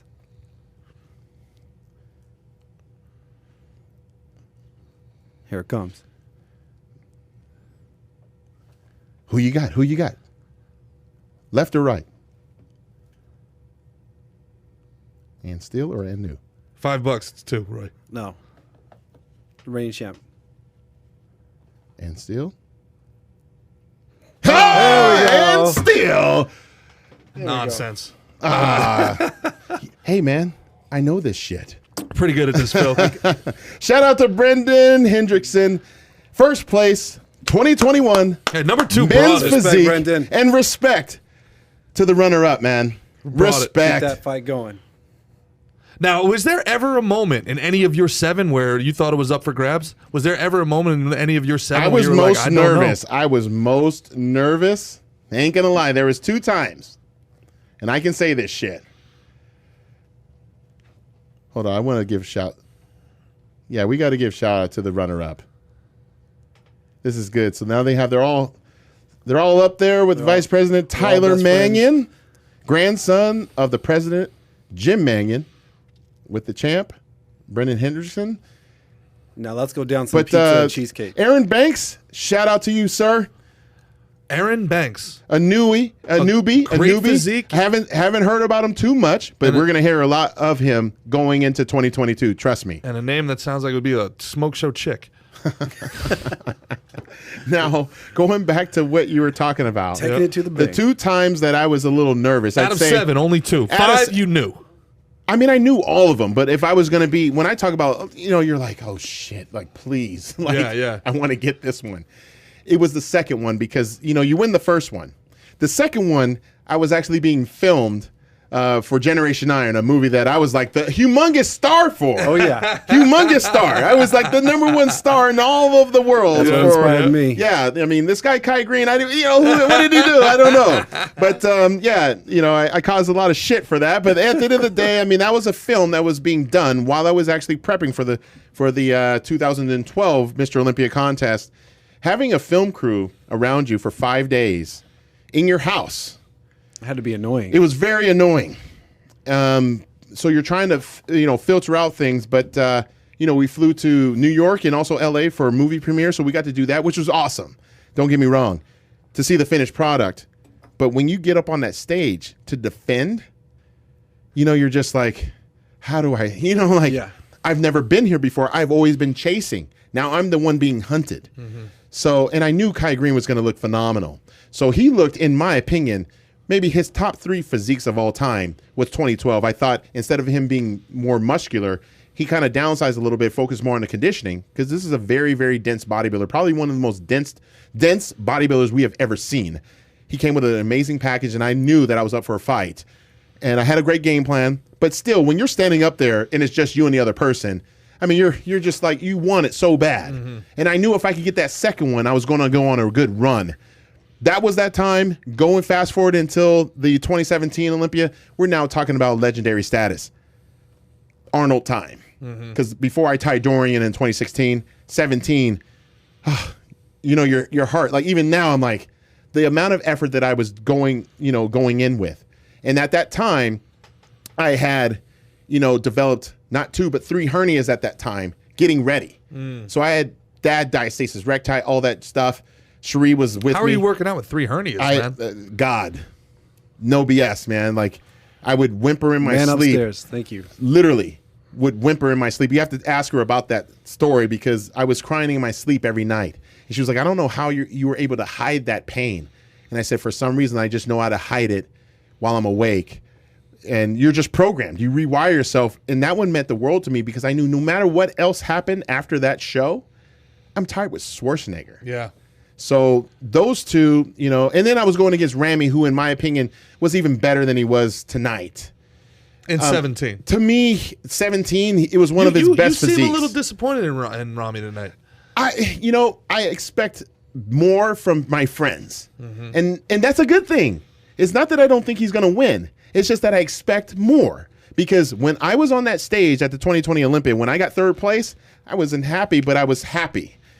But I made sure to congratulate everybody else. And the one thing I did do, if you look at the conversation that Ramy and I were having, I grabbed him and I said, love you, bro. He's like, oh, I love you, man. I love you. He's such a big teddy bear. And I said, you have to be better than this next year because you never know. I may come back and I can beat that. This is me telling him I promise I will train harder. I'll do this. I said, you have to be better because if you want to go on a run, you can't just do it the same way. You have to find another path because you're now here and you're trying to go here and here and here. Anyone can be salesman of the year. How many times can you do it? How many times? So I was just trying to give him that encouragement because, like I said, if I decide to come back, I've been able to be better than that. I missed my peak that weekend, and everybody knew this. So it's always good to encourage your friends, to say, hey, look, I want you at your best, man, whether I come back or not. But yeah, that's why I was saying this. Ladies and gentlemen, we're now looking at the wheelchair division, Man. which is tons and tons of respect. I'm so happy so much respect. that we have this division in our sport.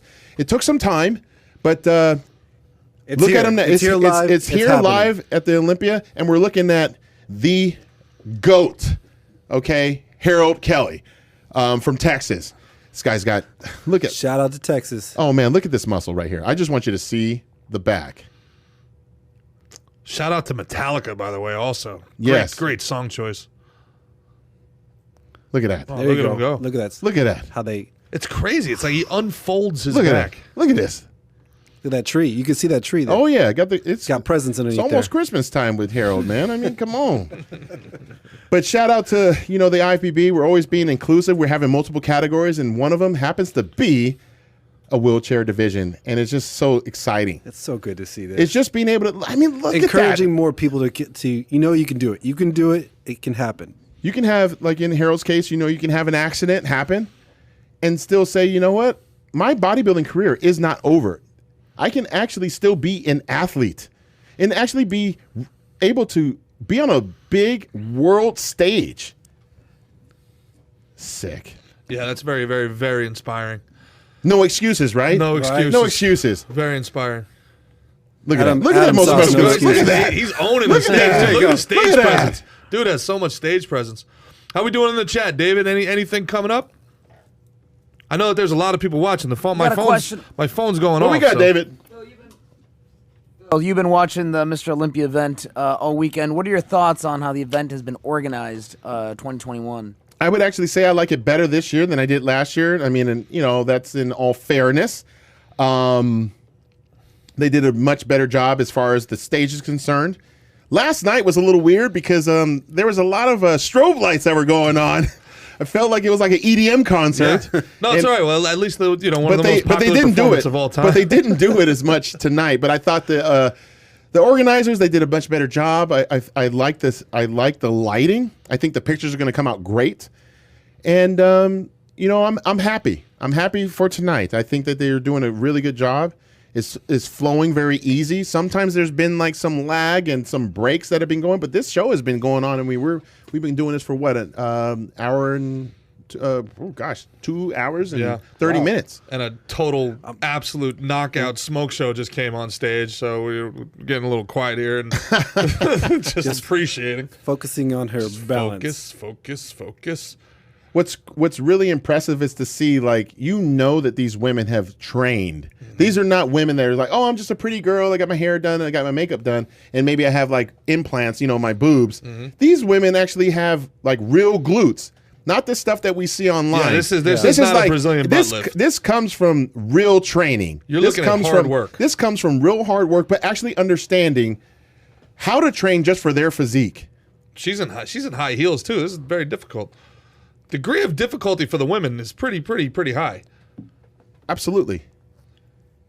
Great. Look at what I really like is she's got the coordination between her nails and her jewelry and her bikini. She really, for anybody that's watching this right now, She's on point right you now. got to give credit where it's due. Yep. She looks like $1 million. Look at her quads. They're Now, this- actually pretty big. Now man. this Like, is show. This is not what they normally look like. This is show. this is show ready. This is but- show ready. I mean, these are, like I said, these are girls that you see women online, and then we see this. Yeah. Mm-hmm. It's like you're looking at fake stuff online for Yeah. sure, because this is the real deal. No Photoshop. None. Live and direct. This is not the Dr. Fix-A-Flat.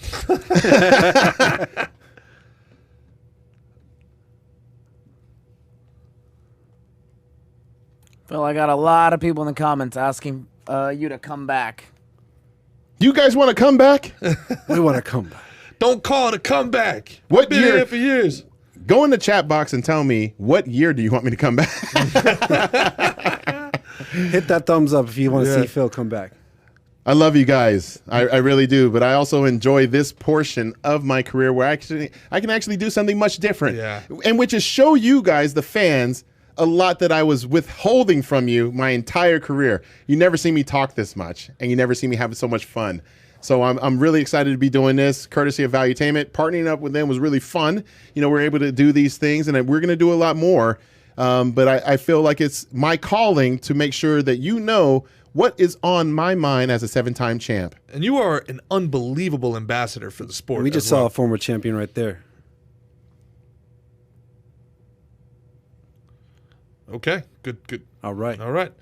So Very humble. Very humble. agree. Keeping it short. Yeah. Yes. Australian Powers is asking Phil, what was your best year? My best year is a tie between 2011 and 2013. It's definitely those 2 years. But if I was forced by gunpoint, I would probably say 2013. I was about to say, I would say 2013. 2013, because when you are able to go against, I mean, you had everybody up there from Jay Cutler to Ramy, a young Ramy, Bonac, Dennis Wolf, Kai Green, Dexter Jackson, and I was able to beat these guys. Branch Warren. Would you say that would be like the best era? That, in my opinion, does rival 90s because we were different. 90s era was very impressive because you had a talent pool where they all kind of looked the same. You know, with Kevin Levroni's, you know, the Flex Wheelers, you know, Sean Ray's, all these guys, they did all pretty much look the same. And they all had various victories, many, many victories. But in my era, we had different guys that also came in shape. We all looked different, but we came in really good shape. You had a guy like Branch Warren who, you know, wouldn't be like the most aesthetic guy, but he won Arnold Classic even after he tore his knee. So, I mean, like, these are guys that... Branch from Texas, right? Branch from Texas, man. I mean, shout out to out. Branch Warren. Love you, brother. Man, like, this is a really good dude that trained his ass off. I mean, the intensity that he had, you were just thinking, if I trained with that intensity, I'd probably tear every bone in my body. But this guy trained his butt off each and every day. You knew you were going against a guy that had no limit to where he was wanting to go in that gym every single day. But we were all so different.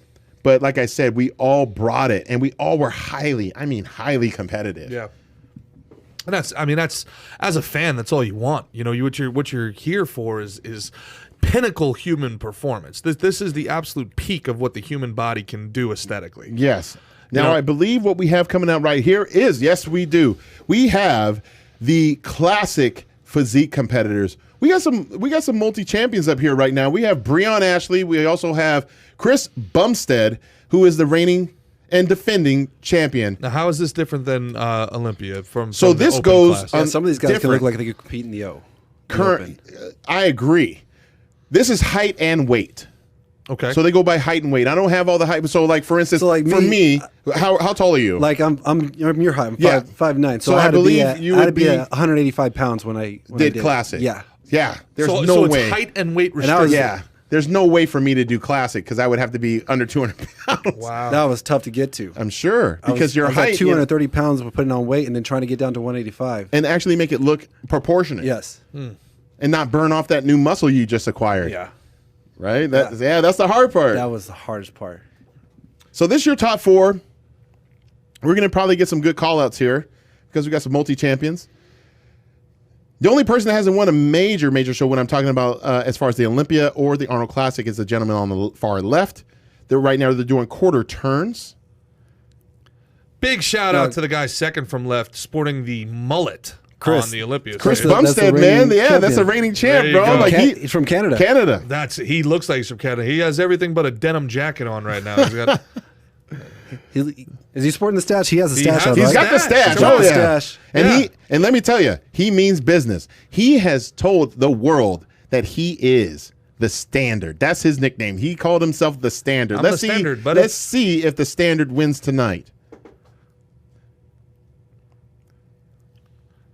That's an old school strongman look. He looks like he could be in a 1930s movie as like a, hey, buddy. so better knock it out, look guy. great. Right now, I'm looking at these call-outs, and I'm seeing Bumstead in the lead, but I'd actually like to see...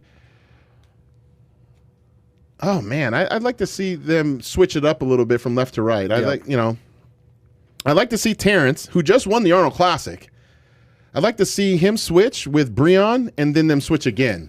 Just for me, because I feel like the lighting is different on the far right than it is on the left. You can say. So the difference between this and the open class is just weight. Height That's and it. weight. Height and weight. Yes. But So- I'm going to keep it real. We would dwarf these guys. Really? Oh, 100%. I mean, when I competed, I was almost 250. I'm 5'9", so imagine like a guy that's 5'9" at 205. Yeah. He's going to get dwarfed. Yeah. But it doesn't mean that their muscle quality wouldn't put them a few places higher, because they are well put together. Yeah, very, very aesthetic. So no hate on the classic guys. I love you guys. But when it comes to the open, I mean, it's just a different animal. It's Is this just something different. where you can move from classic to open? Like Evander Holyfield back in the day was a cruiserweight This champion, is definitely became a heavyweight champion. I believe so, but this is definitely something that has to be approved by the powers that be in the IFBB Pro okay. League. Yes. Like there were some guys that moved from the regular physique to the classic physique. Yes. Yeah. Now, how do you decide what do these competitors choose which competition they're going to go in, or are they placed in that competition? So it's not like UFC where they say, "Oh, you got to fight this guy" or whatever. Yeah. Like these guys, there's various competitions throughout the whole world, and bodybuilding, just so you guys know, is in over 190 countries. So there's, I mean, tens of bodybuilding shows, throughout the you season. have to qualify. So you have to qualify Yeah. by winning a show or collecting enough, let's say, second, third, fourth, fifth places to be in like the points race. And based on those people that I believe it's like top 3 or top 4 in the points, you get to qualify. And then you have some guys that win pro shows that's, like I did, and say, "Oh, I'm not going. I'm going to go home and, chill and focus on the off season." But go ahead. Go ahead. I was gonna say, so to the new bodybuilders, the guys that are wanting to get in it, that are just wanting to know, what one piece of advice would you give them? No bro science. Stop it. No science. Don't go online science, and start doing the bro science stuff. Pick up some books on simple, just very simplistic. Everybody should own the Encyclopedia of Bodybuilding by Arnold Schwarzenegger. Everyone should own that. That is like the bodybuilding Bible. If you can buy that right now, Go pick it up, just guys. go pick that up.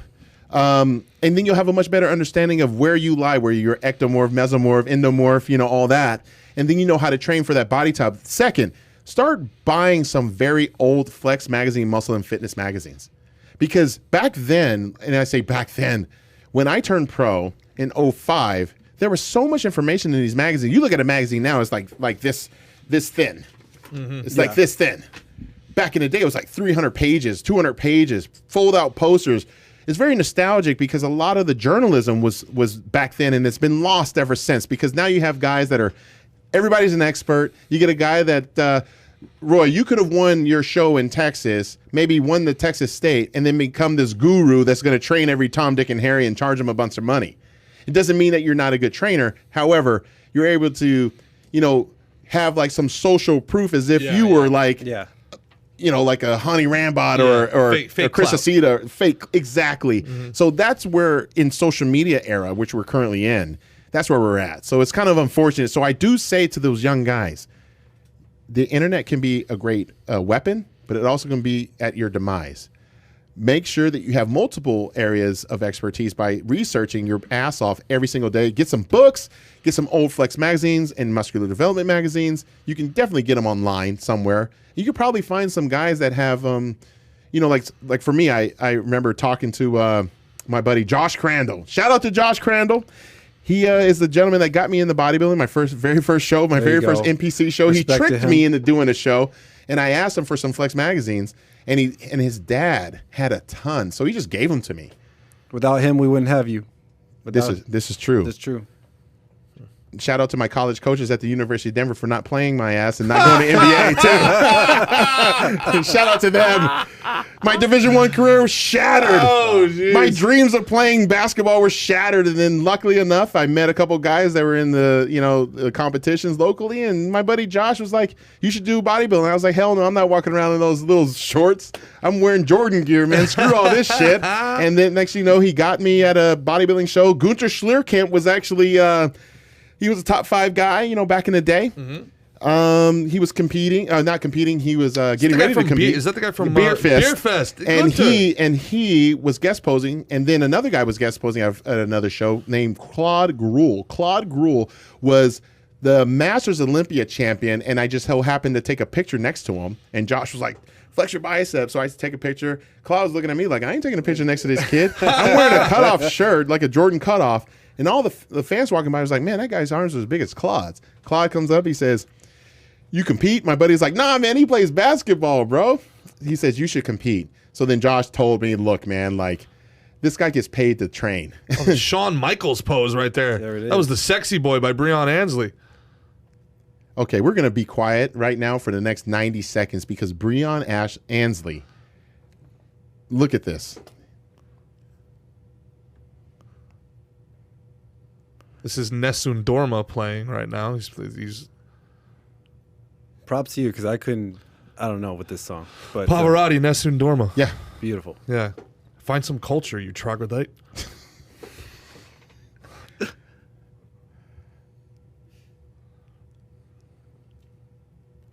If you ever look at Breon's Instagram, he poses a ton.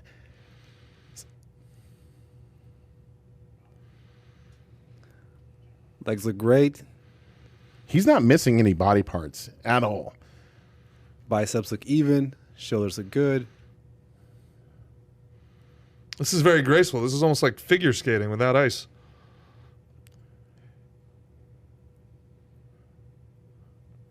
Look at that. Whew. I don't think people understand. That's a twisting 3/4 back double bicep.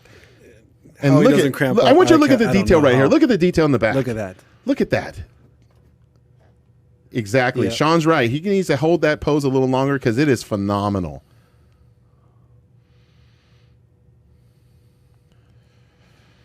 How do you choreograph this? What do you work with a dance coach? Some people do. Some Yeah. people work with a dance coach, choreographer, and other people just know that this is a structured dance, and they just feel it. Some of these guys do ballet. Look at can see this. that, Look at Arnold. this. Look at the flexibility that we're seeing right here. Wow. Are you kidding me? Wow. That is like Flex Wow. Wheeler-esque, like that, and effortless. Oh my gosh. Being that muscular, He's pointing at it. I like that. look at that. That's He nice. is that muscular, that dry, and hitting him the splits like that effortlessly. How much stretching did you do in your routine? I mean, we think of bodybuilding, we think lifting. I we was think, I we was think not heavyweight. as flexible as these guys, let me tell you. Yeah. I mean, when I got into bodybuilding, I was stretching for a while because I was still playing hoops on the weekends with the fellas. And then I'll be straight up honest, I stopped stretching as much. It just went away.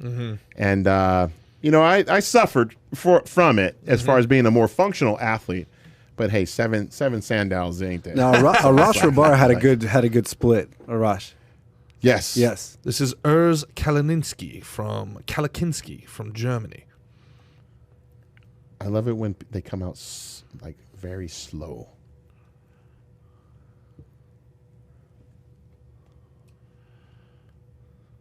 I like this There song. you go.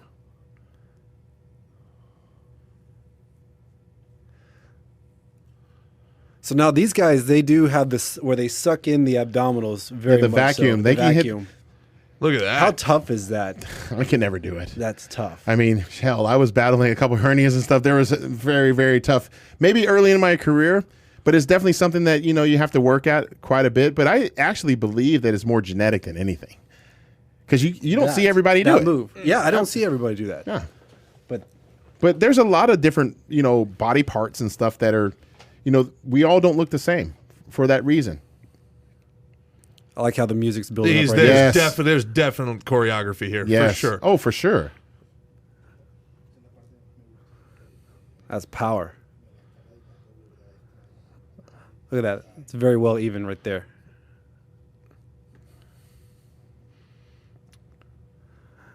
See the striations in the legs? Very low. Oh, yeah. Yep. For the people that are watching our live stream that may not be watching the actual Olympia live stream at the same time, what we're seeing right now is the physique competitors. Phil, is that correct? This The is classic classic physique competitors, and right now they're doing their individual routines. If you're not a Hype it bodybuilding up. fan, all I can essentially describe it to is it reminds me of the The worm. He did the worm, a gymnastics floor routine with flexing. Get it? Oh, he's hitting some Uh-oh. vanilla Oh, ice. he's pop-lopping, dropping right now. Oh, is he going to hit the splits too? Oh. He's like, okay, Breon, Jumping on the dance He's gonna floor. inch I'll it down. see your Whoa. splits and then raise you another. Hey, you know what? He enjoyed himself. Sean Respect. Ray was actually right in the Respect. webcast. Like, it seems like every competitor is raising the bar with their routine. It's almost as if they knew months on end who was going before them. Oh, really? They didn't. It just looks like it. It just goes to show that these guys have been training, but also choreographing everything. Every T being crossed, Now, this every I being dude dotted. is yoked compared to He's the other walking ones. out. I got this. Yes, Ramon is definitely the surprise of the entire show, I believe. I mean, this is a guy that I didn't know Ramon about. Roca. But was- this guy's got some Actually, if muscle. it's Brazil, it'd be Ramon Rocaqueiros. He's got some muscles and he's got the height that Sebum has. But Sebum actually, in my opinion, has more mature muscle quality. But this kid has a bright future ahead. I mean, he's just got to keep coming back. I mean, look at the side tricep right there. You can actually see the front delt, side delt. Got a good set of arms. To me, he looks so much larger than the other competitors. Because he's taller. So because he's taller, he's allowed to be larger. Yes. Man. I mean, they're going to nitpick the shit out of this guy, but let me tell you, he is bringing a great package right now. I mean, like, look at the quads. Look how big those legs are. Great song choice in Godsmack. Calves look great. Excellent. Dusting it off. People may not know Godsmack started as an Alice in Chains cover band. Did you know that? No, I didn't. Yeah. So the commentator is talking about how the music can overpower the routine. I do agree how that can happen. You definitely have to pick a song that is wish you going would've to stayed out there a little vibe longer. with your ability to hit certain shots in sequence. Yeah. I think that's too short of a. I mean, Are we gonna that see dude, the- that dude was see. huge, but compared to the other two guys, he didn't put a show Yeah. on at all. I mean, No. And this is about being a showman. So right now we're going to be seeing the Arnold Classic champion who just won 2 weeks ago. Terrence Ruffin. He's got a really good balanced physique. Yeah. You know, I mean, like it's USA. let's look at this. It kind of reminds me of Black Panther. Oh man, like I remember seeing Terrence on a cover of I believe it was Muscular Development magazine. I was like, who is this guy? Yeah. I mean, just flawless. Yeah, he's ripped. I mean, absolutely shredded. But just, I mean, ripped, but so well put together, and it just flows. That chest looks great. I mean, this looks like we're talking about guys back in like Lee Haney's day. This is what this looks like right here. Like he looks like a Thierry Pastel. Yeah, like yeah, Thierry Pastel, absolutely. like Franco Serge Colombo. like a Serge Nubret-esque, like but shorter.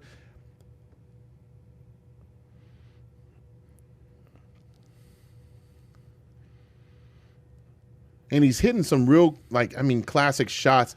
You know how hard it is to like get that low You can and start see hitting the these shots muscles from. from the back of the leg too. Yeah. Sean Yes. Ray plugging his own That's products. impressive. Is that's what's happening right now? Oh, these old guys, man. Swipe up, swipe up, swipe up. Shit. A little bit of Kai little Greenish, I you can know, with see that. some of the back Yeah. shots. And Tim is right. You definitely want to be pretty if you're a classic physique guy. Look at these shots, man. These are like what sculptures are. Yeah. It does. It does. It looks like a cartoon character. Like when he's hitting the shot, this is like more. It's like theater. Yeah. So let's remind the audience that this Look is at that. You got people great standing sport. up, man. They get standing over. You know, it's probably that might be the wife or the mom, you know. But hey, you take it. This is a sport. It's an art. It's science. It's everything. All right, we got the reigning, defending.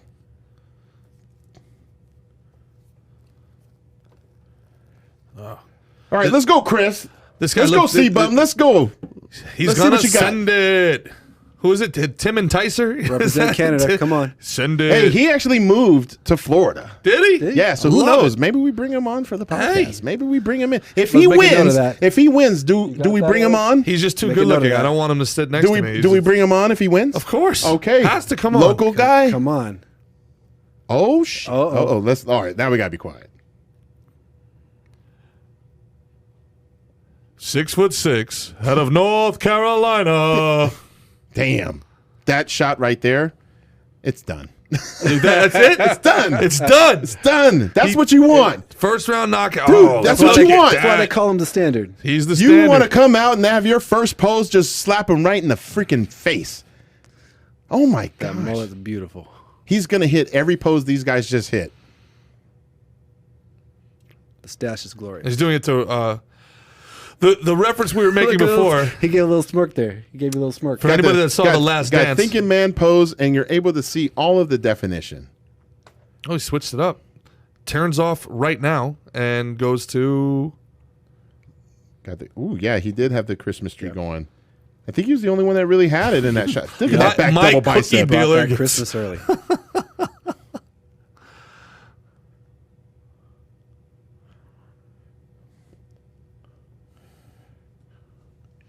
And it's flowing.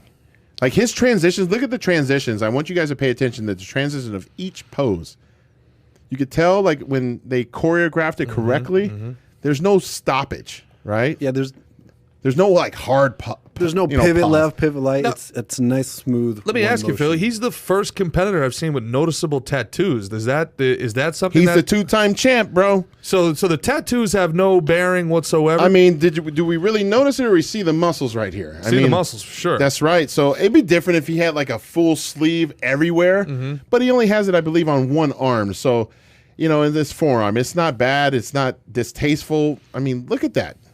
Respect. That's a signature pose and a half. respect. It's over, dude. I think it's over. Honestly, that right there, I was very impressed. So what would it take for him to move up to the Open then? Maybe 10 more pounds, He would have to be shorter. He'd have to be shorter. but maybe 10 more pounds. But at that point, I mean, when I say maybe 10 more pounds, that's something I could say realistic. When I say 10 pounds, it's like 10 stage pounds at that same level of conditioning. 40 pounds of walking around weight. 40, 50 pounds. Yeah. So, I mean, that's a tall order. It doesn't mean that it won't happen. I mean, he may actually be the guy that says, you know what, maybe I rack up a couple more years and just say, screw it, let's go. Well, if he wins this one, this will be his fourth one, right? Third One. But I think, you know, we're going to see in the next few years guys like C-Bum. That's his nickname, by the way, C-Bum. Chris Bumstead. These guys are going to pose down. But I definitely believe someone in the classic division is going to decide that, you know what, maybe I'm at the peak of my height and weight, and I'm probably just limiting myself, you know, to, you know, a bigger title, more money, more opportunity, and either do, like, if you're a shorter guy, do 212. Or if you're a guy like C-Bum and says, you know what, I'm going to just throw my hat in the Open and see what happens. I guarantee you, if Chris Bumstead decided to do the Open and took a couple years off, he would probably be one of those guys that we're talking about as one of the headliners going into the show. He would create a large disturbance in the force. You know a lot of these guys, right? You know a lot of these people that are competing here. Yes. Which one do you see them maybe even transitioning to go into movies or something like that? I believe Breon definitely has a SAG card, so he's definitely been in something. Screen Actors Guild for people that don't know. Yeah. I could see Chris doing something. I really could. The current Oh, yeah, champ. he's definitely got a look. He has a lot of character. He has a different look, Yeah. you know. I definitely believe he could. He could be on Letterkenny tomorrow. And he has an accent too, so it's kind of cool. So, but right now we're seeing a pose down. I mean, no one wants to hit shots next time. If you notice, no one really called Chris out. You're supposed, if you're when you're trying to beat a champion at this show, you grab that fool and you go show the world during the pose down why you should win or at least place second. Compete. Yes. But a lot of these guys, they laid down. So you think, no doubt, Chris Bumstead. I think they saw him backstage. Maybe they watched his routine on the monitors and realized, like I realized, Look at after the that shot first, of him like next to. Oh, he dwarfs these He guys. does. He dwarfs them. But I do believe, like he he hit that one shot, and it was a wrap. It was all over. And I could be wrong, but I'm just saying. I think he's the front runner. Does that walk-off three-pointer? Fourth place is Ramon. Fifth. Fifth place. That's not a bad placing for him, I believe. I mean, he was in the mix. He could be a little tighter. He could be a little bit more conditioned. It's nice of this guy to get dressed up to be on the Has a bright- Olympia bright stage future. there. I mean, But he's at the pretty same young. time, I mean, look, he's not really missing stuff. He just needs to look at those arms. He just needs to keep coming back. He's got great quads. Look at the quads. Great attitude. And he's receiving this with great gratitude, like you said. And Did they say first prize for this is $50,000? I believe so. So what's fifth place earning there? I don't know. Well, let's listen in.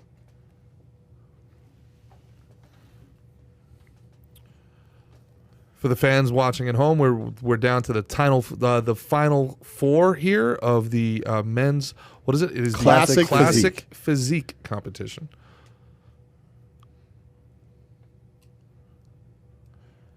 $5,000. $5,000, for fourth fourth place. place. Let's see. Guy third in next to C-Bum, maybe? For Germany. Yep. That's a lot of work for $5,000, boy. Youngest guy. Future's bright. That ain't bad. First year out. First year, Young young guy. Urs Kalasinski, fourth place in classic physique. He had a great routine. Absolutely. Really interesting routine. What's really cool about this moment for guys like them, I mean, these are two young guys. They're going to be seeing each other for a long, long time. Is when you place top 5 at your first Mr. Olympia, you're going to get some sponsors calling you up in the next couple weeks. So that check, even though it may be $5,000, he's going to be making that maybe a month by another sponsor. That's going to and all that counts. It could be an equipment sponsor, a supplement sponsor, shoes, whatever, apparel. You start adding all that up, and you can have a decent career. Bodybuilding is a labor of love, though, man. I mean, the amount of work, time, effort, energy, and resources you have to put into it. Hold on real quick. Are they going to? Yep, I called it. Yeah. So this is But he was the Arnold Classic winner. no. He so was. this is a 2-time Classic Olympia champion who just got 3rd place. Just goes to show how competitive this division has become. And shout out to Breon. I know you put in a lot of work, brother.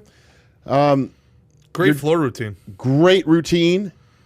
And he was the only one in this division during the press conference that actually said, you know what, I got the confidence. I'm going to take this shirt off and I'm going to show you guys what I got. So a great showman. And, I know this is definitely something that he didn't like as far as his place is concerned, but you're still a 2-time champion and you're always going to come back bigger and better. I really believe that. So now we're going to have Chris Bumstead and Terrence Ruffin. First place comes down to these two.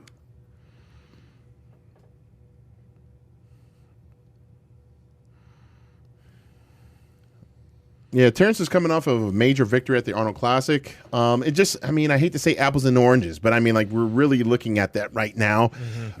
Who do you guys got? Chris. You got Chris. I think we're all Chris right now. Yeah. Very overwhelming with that first pose. It's just. Maybe they should hit one more pose right now. Pose off. Pose off. Let's see if Bob Chickarroll says it right away or if he stalls.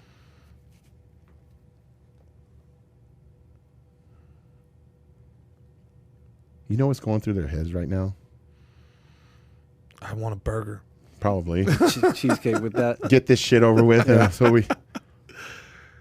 But if you're Chris, you're definitely saying, I need this. I need this to solidify the legacy and get the 3rd time.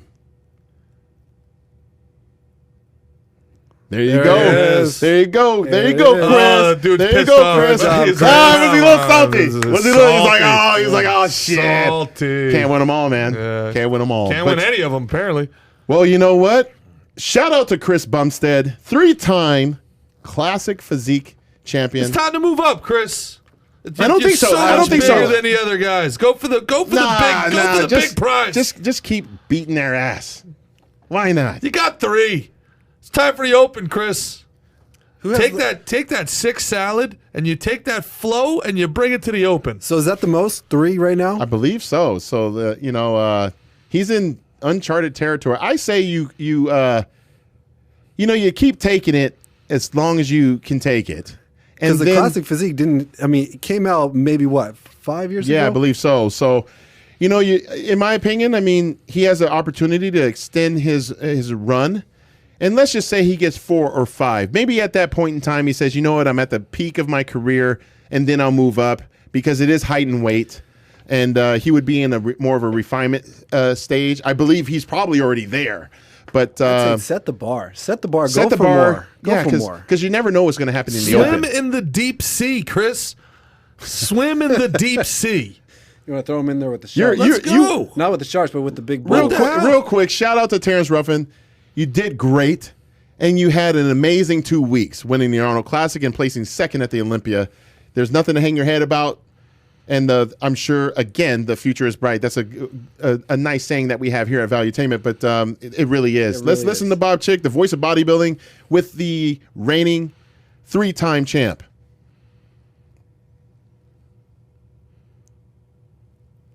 He asked him, how's it feel?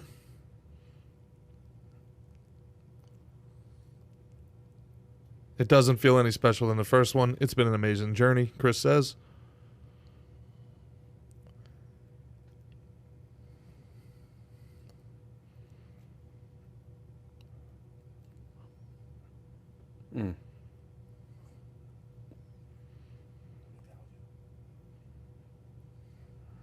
Chris is being very vulnerable on stage right now if you're not listening to this.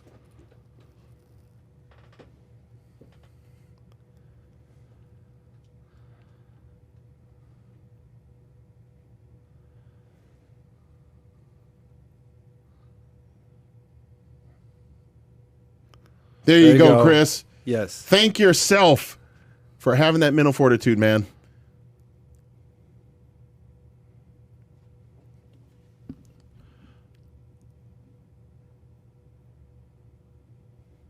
Yeah. He got shit That's done. right. Chris Bumstead says he gets shit done.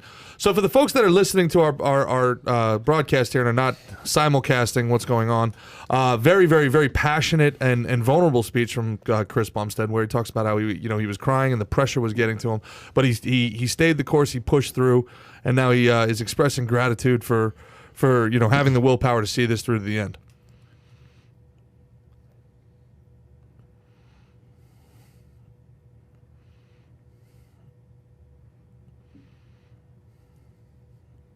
I say keep going, Chris. A Keep very going. humble speech from the 3-time champion. Absolutely. Class act. I met him before all of these wins, and I remember seeing him at, I believe it was Gold's Gym in Lake Mead in Las Vegas. I told him straight up at this photo shoot, I was like, you're going to kick a lot of ass, man. You just got to keep going. And, thank you, Phil, this and that and the other. Now it's like, Good guy off stage. he's a good dude, man. Such a good He's dude. definitely a good We dude. like And- hearing and when that. you meet him, I'm gonna personally invite him to come to the office. But he's a great guy. He has a great support system. Shout out to Courtney King, his love of his life, and I'm sure Cherie is hitting her up right now. But we gotta catch you guys do a workout together too. oh man, Chris is dope, man, and I can't be more happy for him as a person. There you go, Chris. There you go, throw it up. You got to throw that there. up. You got to throw that up, man. We'll take this Hold on, second. hold on, hold on. Okay, he wants to keep going.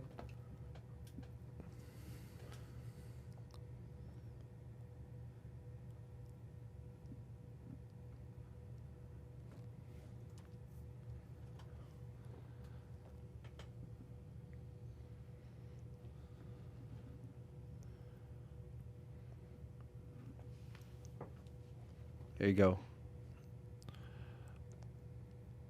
for the audience listening home. Chris Bumstead is taking, again, to show his humility, he's taking his moment to show, again, gratitude and pay respects to the recently passed George Peterson. Which damn right, Chris. I appreciate you doing I that, Chris. I love Good that, job, Chris. man. You're the man, Chris. really classy move there by There Chris you go. Bumstead to take his moment, to take his spotlight. That's right. Well deserved. And that's the beauty of our sport. You know, we go through a lot of adversity, but you know, we travel together. Due to COVID, we didn't. But normally we would be going to these different expos, these different venues on the same planes and whatnot, and you get to know each other a little bit. Because especially when you travel to Europe and Asia, you don't know the same language. So you're hanging out together. You're saying, "Hey, Roy. Hey, Gerard. I really hate your guts, but you want to go grab a bite to eat and go train."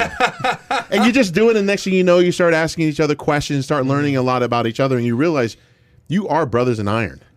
And shout out again to Chris Bumstead for doing what I felt was extremely genuine and reminding everybody that we do have a awesome brotherhood. And we all miss George. We all miss him. So we got Titus and we got Dave Batista. Dave Batista. Batista. Drax the Destroyer's there. Freaking Titus, man. Like,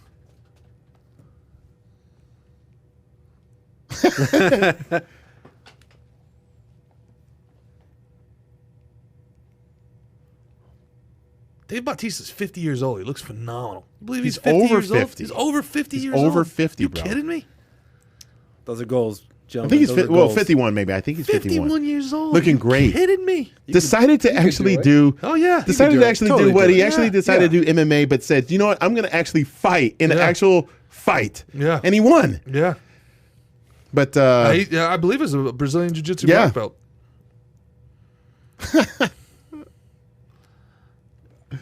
Uh-oh. Titus refused to take his shirt off. yeah.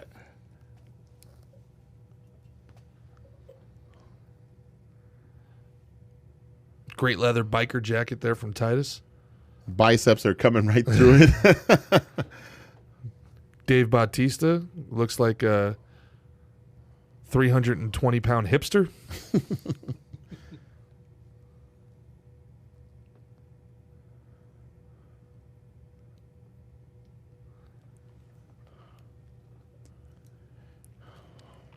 David, how are we doing in the chat? We don't want to think that the people that we've forgotten about them. I know. First of all, thank you guys so much for Yes, tuning thank in. you. Thank you. This is the first live telecast that Valuetainment has ever done of any sporting event, and what an honor it is to share it with both Roy Castillo and the champ, the gift, the champ. seven-time, the dream killer, the man, the myth, the legend, the guy who has his own statues, Phil Heath, man. I gotta tell you, Speaking you of know, the statues, can we touch a little bit on these statues here? Yeah. They just look great. So real quick, we don't Just- even have to talk about that one. We can already figure that one out. yeah. But this is what they're fighting for tonight.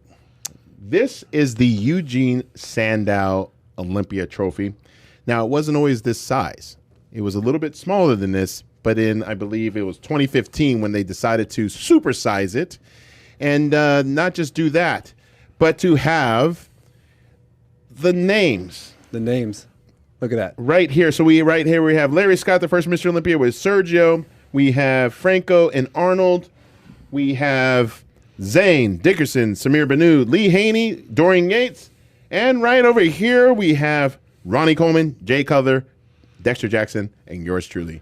Coleman, Cutler, Jackson, Heath, right there. And that's a lot of Sandows on that row right there. So, but yeah, this is what they're fighting for. And it weighs just under 50 of your American pounds. So no Mr. Olympia statue is the same. No, because they come through a mold, like they have like a mold. They throw the metals in there, and it goes in that cast. But when it's done, it's baked or whatever we don't call it. And when they take it out, Forged. you got this bar right here. Yeah. It's not always going to be straight, right? Because you got gravity, you got, different things. And maybe it's not heated, maybe it was taken out too soon. So all of my Sandows are different in some way. But that's what makes them very unique. That was on purpose, though. They do that on purpose. There it is on on television right now. You're seeing them talk about the Sandow. And we have one right here with us in studio. What an honor that is. I heard if you touch it, you actually get 10 more pounds of pure muscle. Let's do this. Well, I set it down on the table, so You look huge. You look like you're getting bigger right now. You look huge. Piss test him Under right that now. poncho there. Piston, You're hiding something. You're hiding. See what he's doing right there? Now, Phil, let me ask you: if you had, the 17 or 18 to do over, is there anything that you would have done differently? I would say, I really got some really good advice from a friend, and he told me after 7 that I should probably retire. And I was like, why would I do that? I'm going to keep going. He was like, no, you should do movies and all this other stuff. He's in that world. But after having that was after my first hernia surgery, I probably should have taken 2 years off. Mm-hmm. I really do believe I should have taken more time. But to be honest, at that level, you're invincible. And you're not going to think like, oh, man, I want to keep the momentum going. I just had surgery. What's the recovery time? 4 months? Okay, fine, I'll be back. And to be quite honest, it was one of those things where the doctor and the doctor said like, hey, this is going to be like a Band-Aid, this and that and the other, but you should be fine for like 3 to 5 years and you'll be able to finish your career and then come back and we'll do more extensive surgery. I don't think he realized who he was talking to because I just ripped through that sucker about 3 weeks out. 3 weeks. 3 weeks out, I ripped through those incisions and somebody had to save you from yourself there, man. Right. So, but I learned a lot even in that loss in 2018. I learned a lot and I was able to take time off for 2019 and I came back. I decided to come back after seeing Brandon Curry win, and I didn't tell anybody except wifey. And I said, let's just do this. But then this thing called COVID happened. But then I didn't back down. I said, we're already filming a documentary. Let's go ahead and do our thing. And then I was able to place third. So, I'm not going to hang my head. As you saw, at 2020 Olympia last year, I didn't hang my head. I was proud of myself. Yeah. But, well, hell, man, I mean, third after all those years is something to be incredibly proud of as well. Yeah. I mean, you got to thank your body at that point. And that was something that Cherie was telling me. She was like, Phil, like you did not, thank your body for all these years of going through all that pain, all that stress. But I'm going to leave that right now. Here? Right now, what we're seeing is the People's Champion Award at the Olympia, which has been now presented to Hadi Chopin for the second time. Is that second time? Is that a kiss of death? Is that a kiss of death? Does that mean he's not getting the Sandow? It might be because did Ramy win it last year? I think he did. I'm not sure. But yeah, I always look at awards like that. You know what I'm? Yeah, it's like it's a consolation prize. It's like at the Arnold Classic when they say, like People's Choice Award or like like Most Muscular Award. Sometimes the winner doesn't win the Most Muscular Award. The crowd really likes this guy. The judges don't. I don't know, man. That's congratulations to Hadi because it's awesome to get this award. Absolutely. But at the same time, it's not what he came here for. Well, let's listen in because he actually has his translator with him.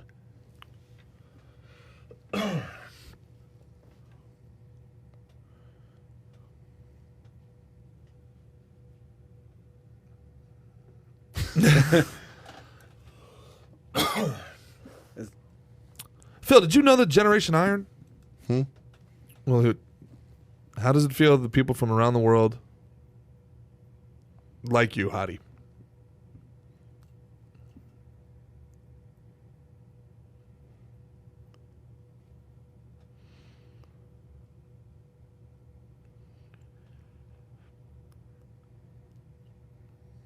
And actually, Hadi's actually deaf in an ear. Oh, is he really? Yeah. So I mean, he's able. I mean, what a No, you can actually see the hearing aid now. It's right there. We're gonna have to get for our in-house Farsi translator Patrick Bet David to tell us what Hadi is saying right now. Well, he's gonna tell. This is a very long answer to a very short question, Hadi. The people are starting to laugh. This is what we call, Hadi is going on a soliloquy. He's listen, looking down at his watch. This is what we call diet brain. Diet brain? Diet brain. When you get, I want to see how the translator didn't take any notes. How the hell is he going to remember any of that? Let's listen.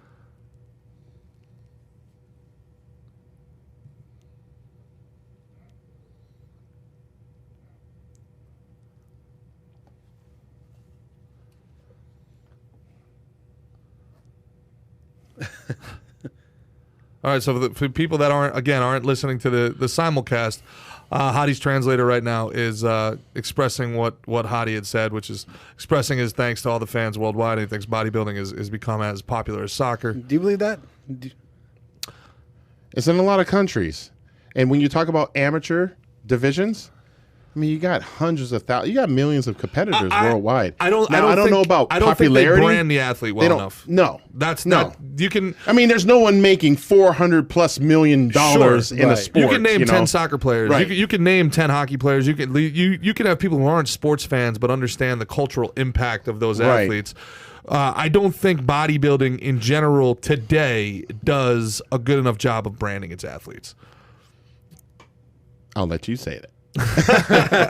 Well, what we're going to see next, I'm hoping for, is, they're going to bring out the bikini competitors. Is that what's going on? Is that what he said? You also need drama, right? So, like, the versus aspect of it. You need a good guy. You need a heel. You need to have something. We had that. You had it at some point. We had it at some point. Well, I wanted to ask you about Generation Iron. Did you know that they were going to pin you as the antagonist? I sure as hell didn't, and I would have appreciated those a little brothers. heads up. Yeah, a little heads up. Well, you know, because you're going to be the bad guy. Well, there was a lot of deleted scenes. There was a lot of scenes in there. I mean, I was talking mad shit, and it was funny. I literally had the camera crew, the sound guys laughing half the time that they had to cut because they doing that, and it was never featured. So, you know, like what we talked about, like Phil being more open, this and that. I was doing that, and people didn't see that. So it was more structured around Rags to Riches story with Kai Green. It was more of a docudrama it was docudrama. They never told us that. They never told us that. It was true reality TV. I feel like they took you out that way, and they kind of brought you back as it came to the show. Oh, I was the anti-hero. I mean, like, you know, I'm the guy that, he's gifted. He's got the gifts. It's like, dude, knock that shit off. You live in a nice place. You know, like, you're not broke. You're not eating one meal at a time. You know what I mean? You're not paying for it like that. It is what it is. They showed him at the bus. Oh, my gosh. On the bus bench eating his... But you know what? Like, you know what it did? And I'll be able to talk about this on our platform with Valuetainment in a much more in-depth video series. It taught me that people will misunderstand you, and that sometimes your narrative will actually not be your own. And it's upon you to either speak up, speak out, or hunker down, double down on your efforts, and just let your actions speak. And that's what I did. You know, I was like, you know what? Like, I ain't going to change these guys' minds. I'm just going to have to win. Well, you've actually heard that a lot from the podcast that we've done. If you read the comments, most of the comments regarding you have been incredibly positive. And they said, man, he's so much different than I thought he'd be. Right. You know what I mean? And it's the way that you were portrayed. They painted me as some asshole. I mean, that's just the way it is. Yeah. If they were to sit down with us right here, and then even after our event right here, they'd be like, dude, I feel like I know you, you know, like we'd be, you know, screwing around in the office. But, you know, I think what's really cool is the opportunity that we have right now. And we're having a blast having you here. Yeah, no, it's fun. You know, this is the real me. This is what I do, you know, and just being able to interact and engage. The pressure is off for me. I'm not competing tonight. So you're muscle Madden now, bro. So, you know, it's actually good. And fans out there, if you actually really like what I'm doing right here, commentating, ask yourself this. I mean, like, I know that a lot of you want me to be back on the Olympia stage, and I totally understand. I totally respect it, and it's actually something that even this weekend I'm thinking about. But right here, right now, I'm feeling very open and free. What would you rather have? Me compete 2 times a year where you see me do that and not have me speak, or have me speak more 365 days a year? Absolutely. I'm choosing, you know, I'm kind of seeing me doing more of this because I can actually be there for you, the fans, and give you my 8th Sandow doing more commentary and actually providing you guys more points. More content, because this is something that I never did. But you know, I hope in the chat box, I hope in the DMs, I hope in the emails, you know, I get your feedback. There's a great line in the movie Shaft, the Samuel L. Jackson version of Shaft, where the bad guy. What is my duty to please that? No, not that one. It's my duty to please that. Anyway, hey, put the why you flinch. Or you want to be held, or you want the LD? Like, is it that one? I mean, like the line that it reminds me of is the bad guy goes up to Shaft and he says, "Hey, you're not a cop anymore, and you can't do anything to me." And then Shaft looks at him and goes, "Do you think that makes me less dangerous or more dangerous?" This is true. I want to see how it goes, you know, here's my thing. Either way, I want the fans to be involved in this journey, in this chapter of my life. Because I'm here ready and willing to give you a ton more of what's in here. Just wait, fans. I love this shit. Are you kidding me? Like this is great. Like this provided me an outlet like no other after, like I said, riding that pine at the University of Denver, not getting what I wanted in basketball, but being able to pivot into something remarkable. How many of these competitors are former athletes, Phil? Is this something that people that were athletes get into, or do you think that gave you a massive advantage being on the women's side? athlete? On the women's side, I have no idea. I knew a couple of the girls that actually did like gymnastics, stuff like that, excluding like the fitness girls. I mean, they obviously did something. Yeah. On the male side, there's been like a lot of guys that have wrestled, you know, in high school or like played football. But not like baseball, basketball. But on the men's physique side, we've seen more guys that have played hoop because you see that a lot of guys are taller and this and that. As far as like collegiate athletes, I haven't seen too many, but I'm sure they're out there. And what's really important is that they can look at my story, in which they have, because I've met quite a few collegiate athletes that on the amateur level that have told me, hey man, like you played hoops in college, Division I, and it didn't work out for me as well, so that's why I got into bodybuilding or men's physique or classic. This competitor is gorgeous, by the way. Phenomenal. Not that you weren't, Chris Bumstead. You were gorgeous. So you're as well. going to. So you need a piece of paper so you can start writing these names down. So you start. No. So you start DMing. You're gonna find them on IG. All right. All you women I'm not already following them. Okay, all you women out there, go follow my guy Gerard Michaels on Instagram. He's always on Instagram. Instagram and Facebook, yes, please and thank you. I used to be on Twitter, but I'm a 4-time Twitter ban champ, so gave up. So we have now we have Jennifer Dory. She's definitely one of the top, I would say top 3 in this competition.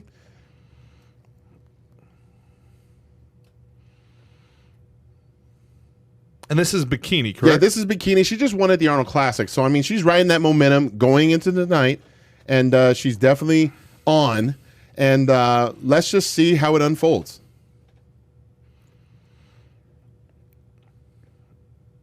I don't know what I'm allowed to say and what I'm not. I have no idea. I was like, what can I say? I don't know what to say. At the end of the day, I have so many things I want to say. I just don't know what I can say. I am married. Roy and I are excluded from this. Gerard can say whatever he wants. What am I allowed to say? I don't know. I don't know. David, what do you think?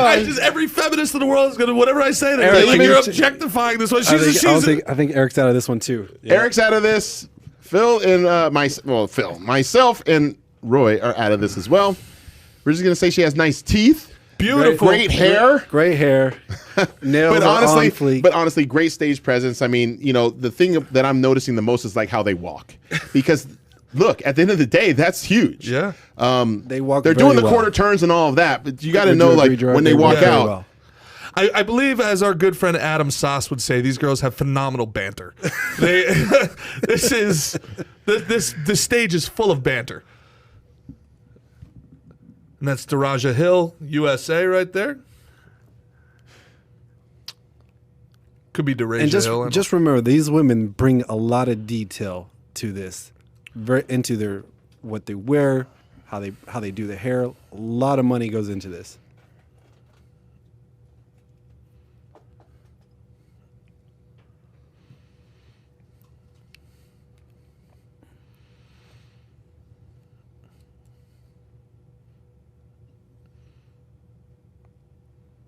So there's an amateur competition, a professional competition, guys. What differentiates the amateur from the pro? You're definitely going to see a different layer of, I would say, body fat. So you're going to see more women that are, I would say, more complete. Like they don't have like, when we're looking at glutes, hamstrings, all of that, their skin texture is everything. Like everything has to be very smooth, but very, but in some way very tight, right? So. Yeah. I would say see the deep striations in their muscles. You're not going to see that, but you're going to notice that like there are glutes, there are hamstrings, there are calves, like they have these things, but they also have like, just enough shoulders, just enough width in their lats. And to me, like when I look at Ashley, like she's definitely one that has been a winner, like, gosh, Great like 30 shoulder. times. Yes. Won the Olympia a few times. Ashley Kaltwasser, this is? Yes. She's going to bring. She has nice abs on her. Yes, and that's the other part. Full of banter, Ashley is.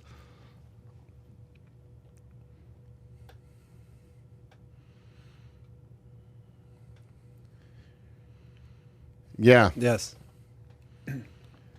Now she's got rear delts on there like that other girls did not have. And then you know what she just did? She's a traps. She made sure that you saw. Look at her back. Yeah. You saw what she did. Yeah. No, I haven't seen no The one. other no girls one- didn't She's do the that. only They kept girl the- that She's do the that. only girl Yeah. that did that. Yep.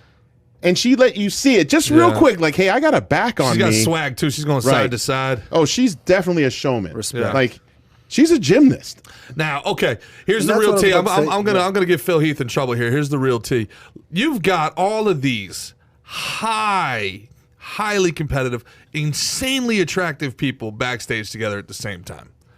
What's going on here at Olympia weekend? You can't have all these people in Olympia weekend. It's You're saying like, is it like It's the like Olympic, the Olympics. Olympic What Village? happens We at got the Olympia Olympic- weekend That shit. stays at Olympia weekend. I'm telling you right now, if you're That's thinking, what I tell 'em. let me tell you something. If you're actually thinking about that shit, Really? this week, Really? you're not only losing, but you're just not there. I mean, you're an idiot. Wow. You're a flat out idiot, and you're not depleted because if You're you're not depleted.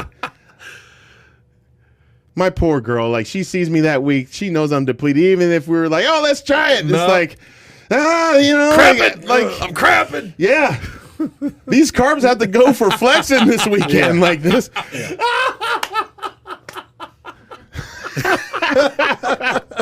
Why is Phil Heath so flat on Friday? My coach is like, what the fuck just happened?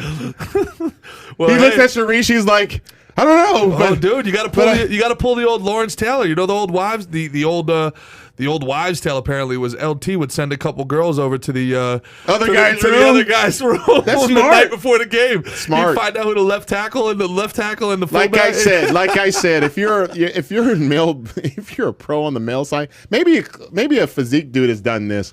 But if you're an open class guy, there's no way in hell you're even thinking about that. No way. No way. You even looking at Miss Alicia It Pensini don't even from matter, Brazil. dude.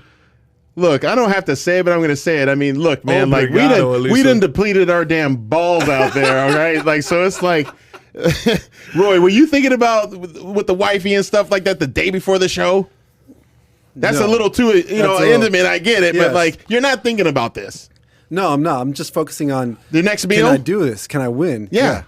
You're thinking, man, that's going to be there after I win, man. Like, Gerard, just so you understand, it's going to be there. All right? It comes back. Hey, comes everything's going to come back, and next thing you know, you can be like, hey, girl, what's Hey, going on? hey, look, Hey, but I tell you what, after the show, I'm just saying. Gerard, I'm just saying. there you can go. You can go do whatever you want. It's Saturday night in Orlando. After the show, I'm eating. I'm down on a burger. and that's the other part. It's like So what's your? you're talking about sex. You're like, man, I haven't had a hungry. burger in 4 months.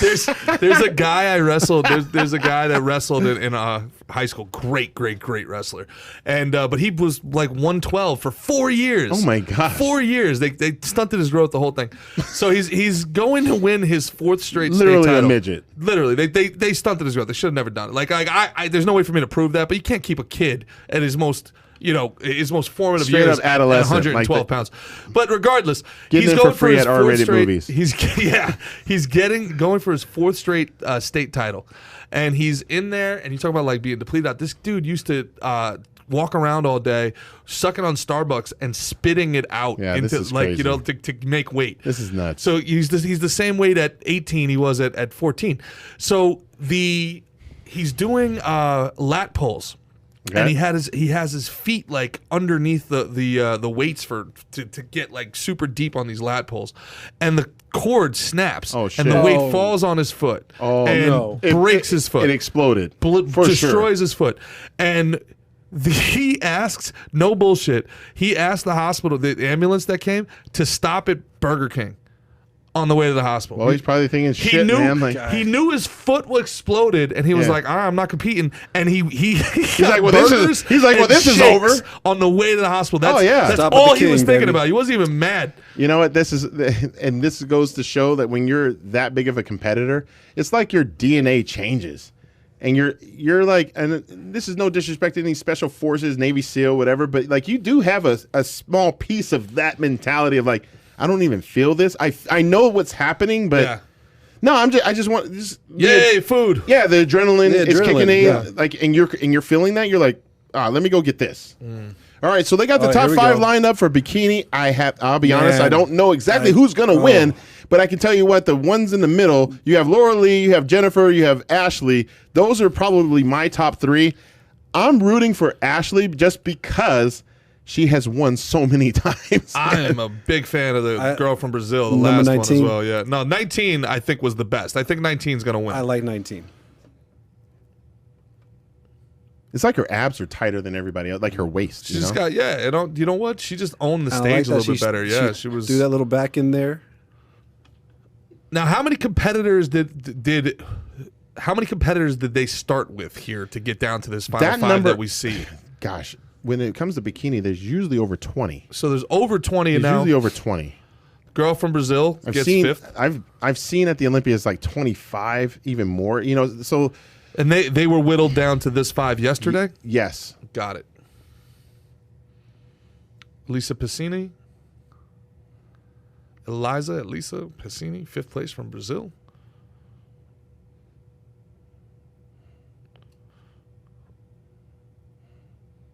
Wow. Wow. So for those that can't hear the telecast, she overcame an overcame eating an disorder. eating disorder, and she trains here in Orlando to now take 5th on the Olympia And stage. this is just Congratulations. where you can take a situation like that, which is life threatening, start competing and actually make it work for you. Mm-hmm. You know, it's make your message. You know, it's pretty awesome. Is that That's Aaron Aaron. That's Singer? Aaron with his son. That's Aaron. How about Aaron? And then is that Ash? I'm I guessing. believe so. Yeah, Aaron Singerman, for you Valuetainment fans, just was on the podcast with Patrick Bet-David and myself 3 podcasts ago. You can check out Aaron Singerman. Another incredible story, his story of overcoming adversity as well. 100%. The owner of Redcon 1. Mm-hmm. Marine Blanquiso, 4th place. We have someone in the comments saying you guys aren't even blinking. Hold on. That would be Gerard. I know. My eyes are feeling a little dry right now, so thank you, fans, for reminding us to blink. Blink That's funny. once. So now we have our top 3. Real quick, who do you got? Left, middle, right. I got right. You got right? Far right, yeah. Far right. Far right. Of course. The libertarian says The far right. Central. Oh! Central. She happens to be wearing red. So I'm like center right on this one. Center right. Center right. Center right's a good place to be, folks. Uh-oh. Let's listen. You think it's Laura Lee These on the 3 left? were my You think favorites. it's These Laura were Lee my on the 3 left? favorites.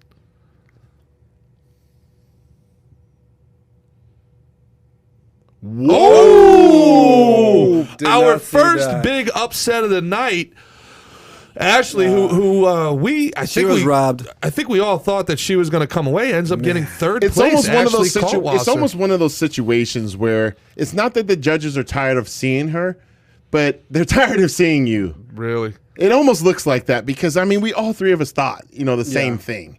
But at the end of the day, the judges Oh my God! the She just judges gave the thank you. the judges got it right because now I'm going to think about this a little harder. It might be Laura Lee's show, and that's on the left. I love it. Oh, I love you, but I want to win. Let's go hold hands. Solidarity. We're friends, but not. They're so much bigger than Ashley. Do you think that had anything to do with it? Maybe. They're so different though at the same time. So I think the one in the blue's gonna take it. You think so? I'll be honest. I think just right here, it's not like it's being currently judged, but I think Laura Lee could have used a little bit more oil on her physique. I mean, you see how dry she is? Yeah. Just a little bit. like on her legs and stuff. The 'cause you announcer really milks the drama here, Yeah. man. Oh yeah, Bob Chick is notorious. let's go. Wait till we get to the open. Let's We need a wrap it up button here. Wrap it up. Oh, Listen, watch. okay. That's right. Oh my They just dropped a tie on us. Oh my god. Ladies and gentlemen, they just I dropped told a you tie he's on gonna us. do we it. have a tie. And we're going to carry out this drama a little longer. Yeah, This the is girls, where the you're- girls are like, let's So I'm go. wondering if Jennifer's Let's really go. like her smile is changing. Like hurry up, damn it. Who's- So do we have who do we got? Left or right? $50,000. So it seems like everybody's getting 50 50 grand. grand, 50, yeah. 50, 50, 50, 50. I don't know. We're going to go right? Maybe the right. Left. Jorge and I say left.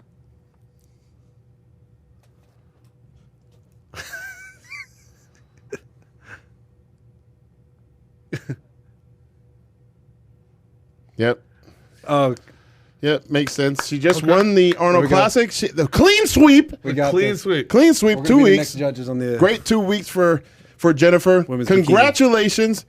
You just did Jennifer Dory. what first I believe place. is Good job, Jennifer. extremely difficult. Congratulations. Yeah, extremely difficult. You come in here and you win a show such as the Arnold Classic, and in 2 weeks you win the Olympia. I mean, that's pretty dope.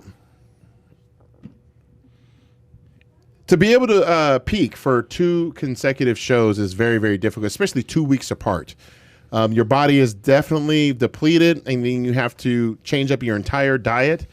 And then you still have to refine just a little bit and get better. So then the judges who just saw you 2 weeks ago say, she's good enough to win again. Laura Lee Chapados, second place. Yeah. How much can you contribute to that momentum from winning? Laura Lee Arnold looks a little Classic?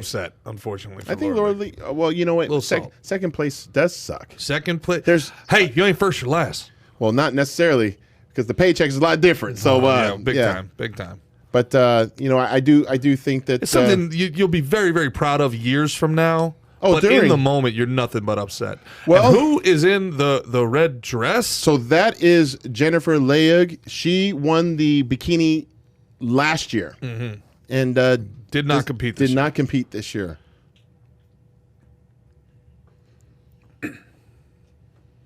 What was that? That was Jennifer what? Dory, No.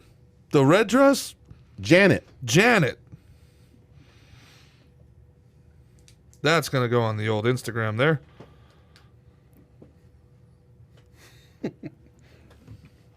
Hey, we got thank you. Kai Thank in the you. building. Kai in the building. Kai in the Kai. building. Kai Not the Kai man. Green, but we got Kai from Norway that works with the value table. Kalede. Thank you, Kai. Kai showing off those calves. Kai, with all due respect to Phil Heath, Kai has the best butt in the office, man. Pause.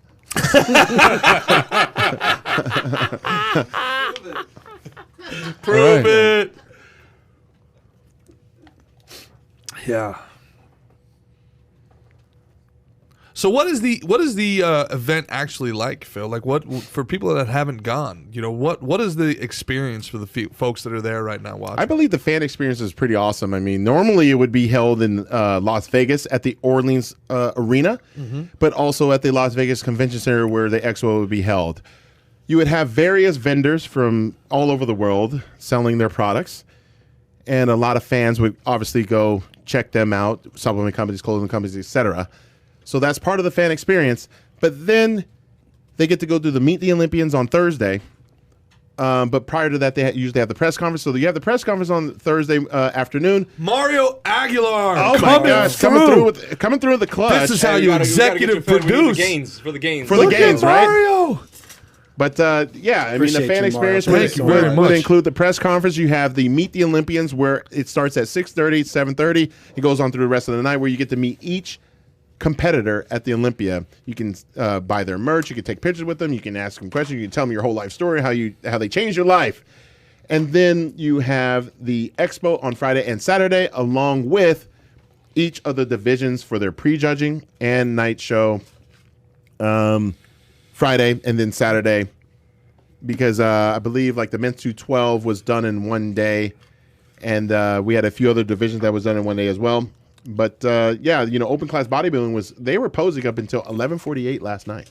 Wow. So they started, I believe, like at 9 something, and then just kept on going. So even tonight, I mean, it's a little bit after 10 p.m. Eastern time, and we still haven't seen the Mr. Olympia routines. So Do tell they us. know what time? Sorry, Roy. Do they ahead. know what time they're going to get up? They do, but they freaking don't. Huh. Throughout all the years I've Wow, done they keep this, guessing. it's definitely changed hands as far as ownership, and there's been a few different directors of operations. So I've seen it differently. I've seen us go on a Friday during prejudging a little earlier and be done and watch the 212 do their finals that night. But last night the open class they were the ones that closed the show. So I've seen it all. I mean, last year, I'll be honest, I was supposed to be on stage. I was told to be on stage or be ready to be on stage at 7:30. We didn't go on until like 9:45. So imagine like when you're trying to organize like your food and your rest and all that stuff. It definitely can play a huge role in how you prep. But no excuses. I mean, you essentially just have to be ready for anything, because they can change. They can literally say, okay, well this is not working with the flow. We're going to change this up. Everybody's here. So who cares? Do you think that affected how your inability to peak? Like you said, you never really hit your peak. Do you think I believe timing? I believe so. But overall, I mean, I had a 27-month layoff. There's no excuses. I mean, throughout my career, I've always peaked. This one, I didn't, and it just happens. So, it is what it is. And at the end of the day, I mean, I did my first Olympia in 2008, and last year I did in 2008, got third, and I got third last year, but a lot of wins in between. So, the lowest I ever placed at the Olympia was fifth, and I got second place. See, this is different. This I is got new. second place 3 times. So, overall, man, I mean, it is what it is, man. I'm happy. But you do realize that your nutrient timing is everything, dude. Mm-hmm. So I believe what we're seeing right now is the women's bodybuilders. We've never seen this before. If the fans out there that are not seeing this, they're actually working out on stage, kind of getting ready here. Yeah. So they've already competed. Okay. So their finals happened last night with Andrea Shaw won, I believe, her second. Yeah. Also, is this equipment sponsored now? It's got to be. Like I said, I've never seen this before in any other. So it's a good Olympias. plug. This is the first time. It's definitely a good plug. But at the same time, I mean, throughout the years, we didn't have a whole lot of equipment. So it's always good to be able to have like literally a gym in there, because there's certain machines. For me, I trained 90% machines throughout all those years. Yeah, backstage when I was there, all they had was dumbbells. They had bands and a few bands, and right? a few bands, yes. Yeah. And you had to get there quick. And they're reducing the liability probably as a promoter to make sure, like, look, man, we're not trying to have people, bust their feet up on some machine, and they have to transport that stuff. So imagine having to bring all those 45-pound plates, all those machines. Where are they coming from? So that's a little different. There are guys that were back there trying to hog like all the heavy weights, like trying to keep. Well, that's what I would. Gerard's getting in this. I think I'm going to get in. Yeah, you gotta go for it, man. I mean, it's hour 3. They're gonna have to deal with. They're gonna have to deal with a little chomping here.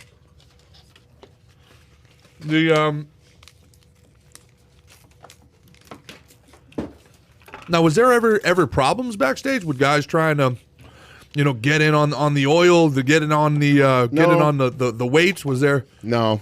I'm trying to think was there ever any beef? No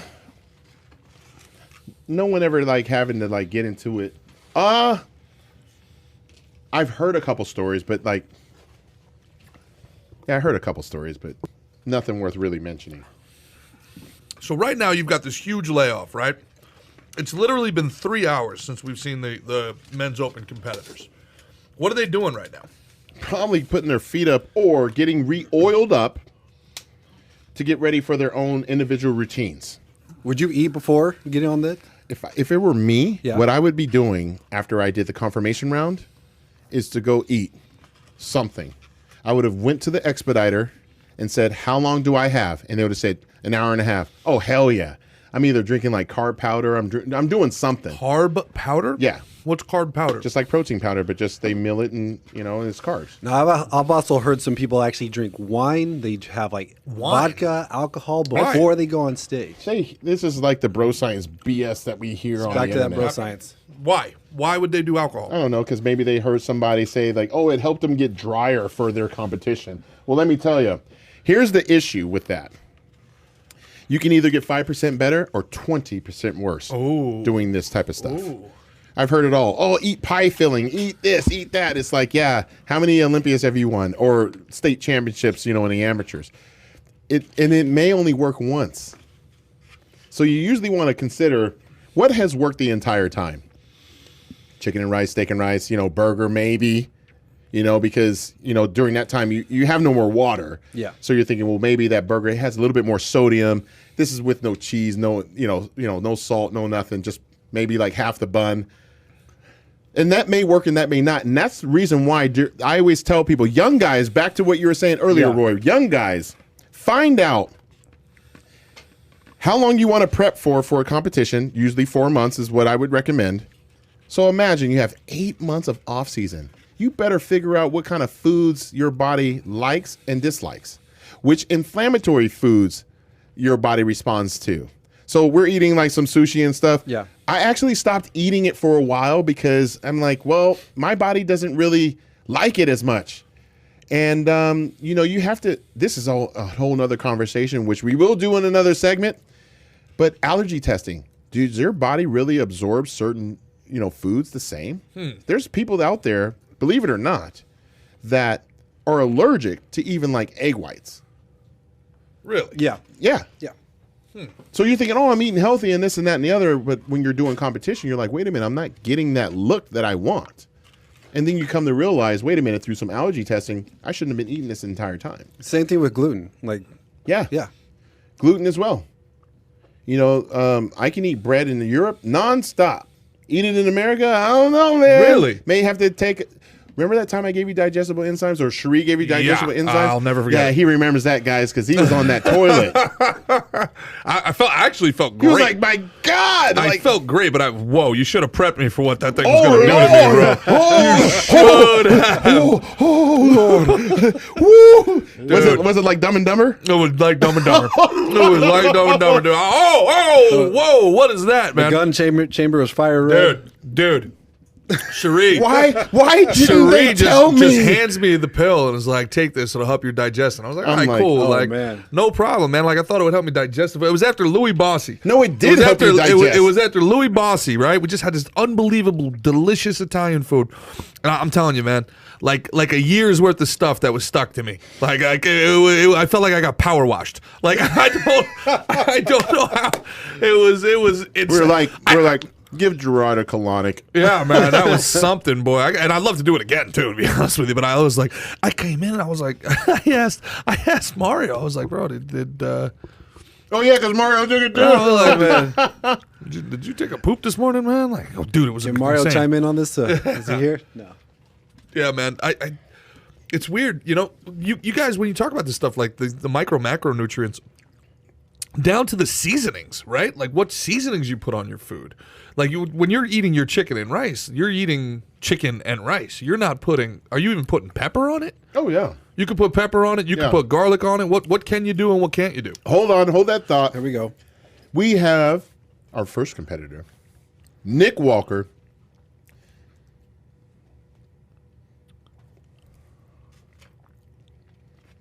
Did he come out to share? Yeah,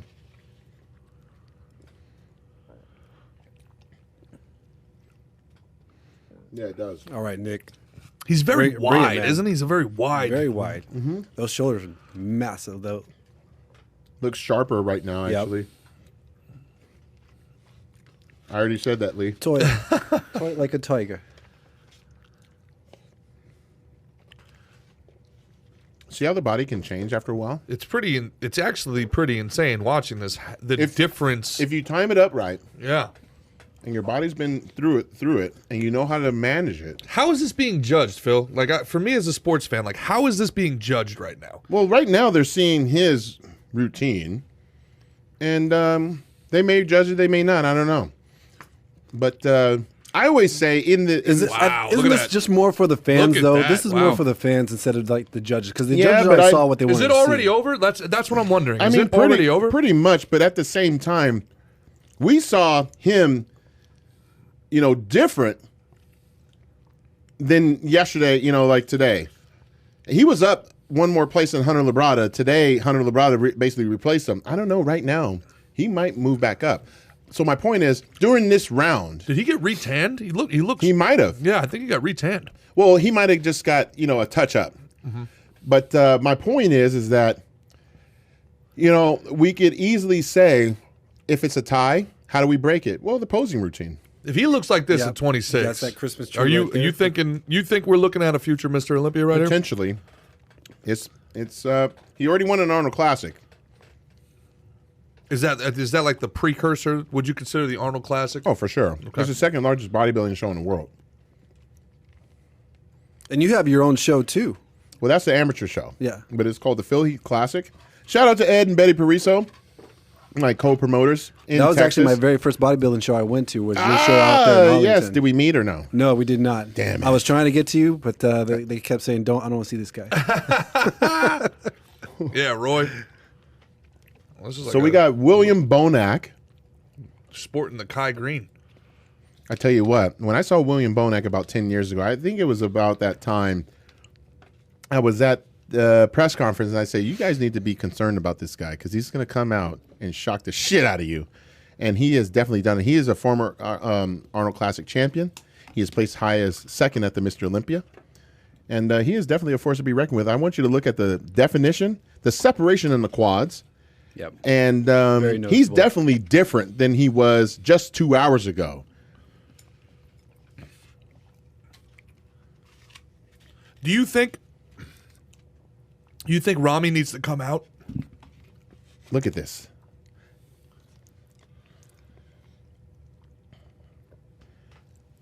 So what we're going to see right here, I mean, look at the quads. Look at the hamstrings. He's not really missing any body parts. I think the issue with William is making sure that he gets the timing perfect because he's not a tall guy. And, for him, again, is just, like I said, very low margin of error for him to beat like a guy like Brandon. He's placed ahead of him before. So How tall is he? 5'7". 5'7". This is very difficult for me to be able to see. They all look so great, but when they're standing next to each other, you can see size. You can see Individually, you're going to say that this is Mr. Olympia. Yeah. I mean, we got him right here on the monitor behind you. You're going to say, oh, that's Mr. Olympia. This is Mr. Olympia. And then that's the beauty of having them line up. But you can see right now his glutes and hamstrings are better from where we sit right here than what we just saw, an hour and a half ago? But could it be just them having fun, be able to be on there, do their routine, and just letting it go? It can be. The body is never static, is very dynamic. I wish I was backstage to actually be able to actually ask those questions of saying, hey, are you eating? What are you eating? What are you doing? I've done that. I've gone backstage and, literally get the text message from Hani Rambod, my coach, and say, hey, you need to eat something real quick. Do what we do. And then we go on 30 minutes or an hour later and people are like, holy shit, what just happened? I'm like, you filled up. I'm like, upgrades. There we go. Look at that most It's like muscular pulling in the man. pit station. Now, are we going to see all 16 competitors? Or I don't think so. Like, I'm not sure. I think for time's sake, I mean, we're at 10:22. They're on a time crunch. Usually, this show is usually over by 11 o'clock. So, I think what we're hearing from the other analysts on the live is that you have to find your perfect lighting. And it's very hard to figure that out because you're not sitting where the audience is. Definitely, you're not sitting where the judges are. So you have to kind of know, okay, if I walk too far to the left or to the right, maybe my lighting isn't that great. Stage director. So you have to understand. Well, no, this is your There's routine. no quick run before. Like No, in there's golf, you none go of that. go So play you the have to course. know, where you're at. Here's Big Rami. No, it's not. This That's is not him. That's Shaban. not him? Oh, Shaban. My bad. That's why you got me here. There we go. Yeah. I'm sorry. It looked like it.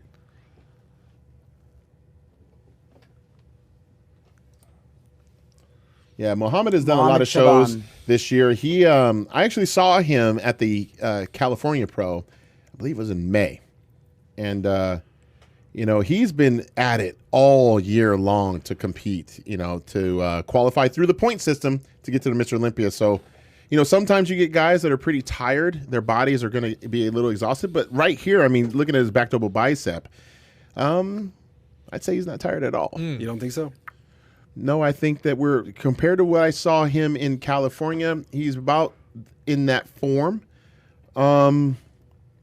But doing a 2-day show allows you that grace period of actually figuring it out. And I definitely feel like he's been able to do a little bit of that. He's still missing something as far as like on the legs are concerned with the definition. But at the same time, I mean, he's definitely he's making it pop right here. Yeah, in the front, I mean, but then I look at the calves. Okay. I go from the hips on down and say, oh, wow, he's got like really big quads. But then I look at the calves and I say, well, they're maybe not as balanced. So that would be like a critique that I would have. And then overall, just making sure that you have more conditioning. I'm a condition guy. I'm a guy that I want to see everyone ripped beyond belief. I want your freaking teeth to be straight if possible. Like that's what I want to see, because that is something that requires a ton of hard work and dedication and science. So, you got to have the full package. And to have the calves, isn't that hard to get? Isn't that hard to have? That's one of those genetic body parts that are just annoying for a lot of us. I mean, not everybody was born with that. And they may have been born with the DNA, but what if they didn't play a certain sport growing up, like soccer or basketball, football? Like for me, I was always doing calf raises because I knew that I was always going to be short. And I figured the only way to know that is to be able to jump higher, run faster. So I'm doing calves all the time. But luckily for me, my father had big calves. So, there's some genetic predisposition going on there. Forearms, too, I feel like. Oh, for sure. Forearms, there's some guys like, I think, again, I feel so horrible even like critiquing any of these guys. They're in such phenomenal shape. Yeah, big props to them. But I think, when you look at a guy like Hadi Chopin and just, as big as his bicep is, his forearm just isn't there in comparison to Brandon Curry or, Big Ramy. I mean, they're just bigger people with bigger muscles. And it is one of those things where, again, you have to reassess and see how you can push your body in that way. For me, for many years doing the Olympia, I actually slowed down the frequency of arm training. People were like, what? Why would you do that? I remember in Flex Magazine, they asked me, I said, I train arms once every 2 to 3 weeks. And they're like, that's BS. Because and I'm like, some but you don't muscles can grow. My arms grow sick. Like if I'm doing arms once or twice a week, like most guys do, getting ready for the Olympia, they would be 23.5 inches and stuff like that. But that's going to make my chest look smaller, my shoulders look smaller. And on my frame... You actually decided to make a muscle group smaller because it would be more symmetrical. In order to make sure that because what was growing faster was the arms, right? What was growing slower was the shoulders. If I could actually grow like half an inch on the width from left to right, that's a full inch. Now it's going to make your waist look smaller. Now, if you tighten up your waist like half an inch or an inch or 2 inches, and you grew a little bit more up top, your back, your shoulder, the capping of the shoulders from the front, side, and rear delt.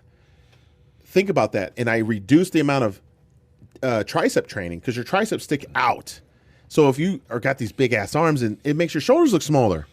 So these are the things that we're talking about that you're trying to essentially, you draw yourself out. And you're thinking like, how do I get the best V-taper and all this other stuff? What am I doing? So I'd say, okay, more shoulders, because I'm not naturally born with long clavicles. So how do I compare to someone like a Kai Green, Jay Cutler, even a Big Ramy that are going to outsize me? Create more roundness with the delts and shrink your waist and then expand your quads just a little bit. And then you basically take their best shots of width, and they have to now focus on your roundness and separation and definition. That was what I was able to do throughout my entire career, is that not only did I have the roundness, but I had the separation of each muscle, and they were also conditioned with those striations and such. So that way you're now looking at, instead of the 1080p on the 55 inch next to another 55 inch, you're seeing them maybe at a 1080. You're seeing me at a 5K, 4K, 5K. OLED. OLED. Right here on stage, we have Akeem. We have Akeem Williams, a very dense bodybuilder. One of my favorites as far as that's concerned. If you see how thick his back is and you look at these quads, you know that he spent a ton of time underneath the squat rack and on the bent over row machine. Oh. Did his knee just buckle? Yes, it just buckled. That's happened to me before. Oh, man. This is how, yeah. He played it off well, though. Well, so when you're posing, he's going to have to be very careful on how he. Way to recover, Akeem. I don't know. Yes. So that left knee still looks like it's hurting him a little Yeah. bit. Oh, for sure. Oh, yeah. Yeah. So what- I think it's his calf is cramping or something. Well, I can tell you this. There's been ACLs, MCLs torn on stage. When we're usually hitting back double biceps, we're actually turning our knee outward by having our leg back, and we're having to flex our glutes and hamstrings and calves. That puts a lot of stress on the knee. So, this has happened plenty of times, and, let's hope that Akeem is actually okay. Ian Valerie with the smallest of the trunks that we've seen. So now, is there any sort of is there any Great observation. Is there There you any sort of I'll get you those for Christmas. yeah? Pause. What is the guidelines as to what you can and can't wear as far as the trunks long are as you're concerned? not walking out with your girlfriend's bikini, you know what I mean? Like with it, with all up your ass crack. I mean, you're okay. But he's going to try to show those glutes off Yeah, right here. this is Ian is he's not a shy character when it's trying to show the glute and hamstring tie-in. But what happened was a guy named Rich Gasperi and actually Dorian Yates. They came through with very hard and striated glutes that now we all have to do it. And if anyone knows who 8-time Mr. Olympia Ronnie Coleman is, you'll also have to blame his ass for literally having a very shredded backside. So that's why when you see these guys, we're now not, I don't need any chips. I don't need that shit. But thank you, though. I don't need it either. Don't do that just because of No, me. I don't need it, no. Enjoy your time. Enjoy I'm your tossing. snacks. Enjoy your snacks. But overall, Get we're that looking at stuff away from we're me, looking Kyle. at Ian's physique. Luckily for me, I don't deal with peer pressure or internet comments. I will buckle. back to our regular scheduled programming. We actually have Ian, and what we're talking about, those glute striations and hamstring tie-ins. You definitely want to make sure that if you have them, you show them. If you don't, you might want to cover those glutes up just a little bit. I definitely feel like Ian is a little off, but I will give him mad credit because he competed quite a bit. I wouldn't be able to tell if he's off. How do you tell if he's a little off? Well, you're able to see them throughout the season, Okay. and you're able to see him compete prior to the Olympia. I believe he did like 4 shows this year already. So when you're doing them, your body can get a little tired. And you may peak at one and may not peak at the other, but he already qualified and pushed the envelope to compete more. And sometimes you just do that. So what's the standard? How many shows is too many shows? How many shows is just right? Hottie Chopin I coming think out. overall you just have to go by what you're seeing in the Hottie mirror wants is and, bad. and Hottie make is, a decision. he keeps playing up to the We have audience. we have the 2-time People's Champion Hottie Chopin from Iran, coached by Hani Rambad, the most winningest coach in our entire sport for both men and women. Hottie's going to come in and do his thing. I'm very eager to see this pose right here is front relaxed, followed by a front double bicep. Being aggressive with it. I like it.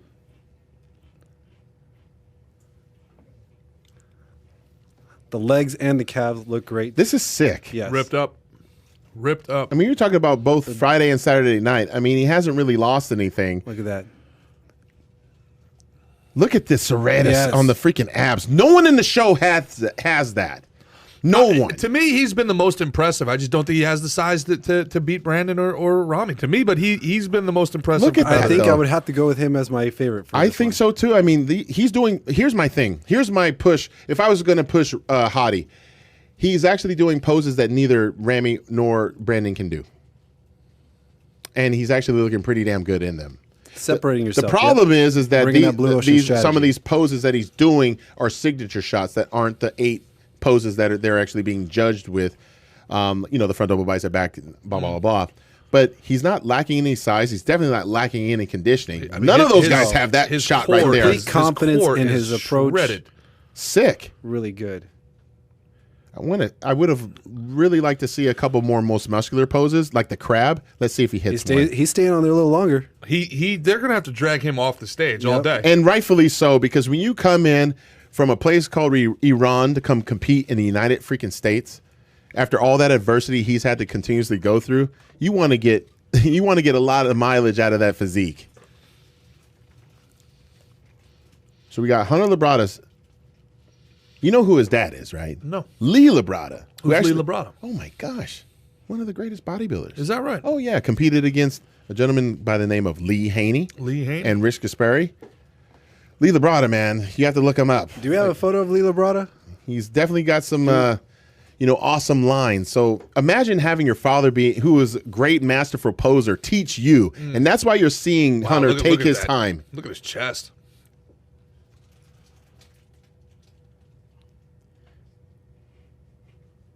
Okay. Doesn't have the size in his legs the other guys have. They're not. No. Yeah. And I'm actually surprised, like he actually has like a little bit of a, I don't know the whole story, but you can tell he has a pec tear on his left pec. Oh, is that It's right? on our right. You can see kind of a knot there. Yeah. Now Now that you pointed it out, I can see Lee it. Haney talking about he's sweating too much. Said earlier that now Sean Ray is saying. Would you say he earlier looks a he was little looking flat? a lot tighter? Sean Ray is saying he was saying he was a lot tighter earlier. yes.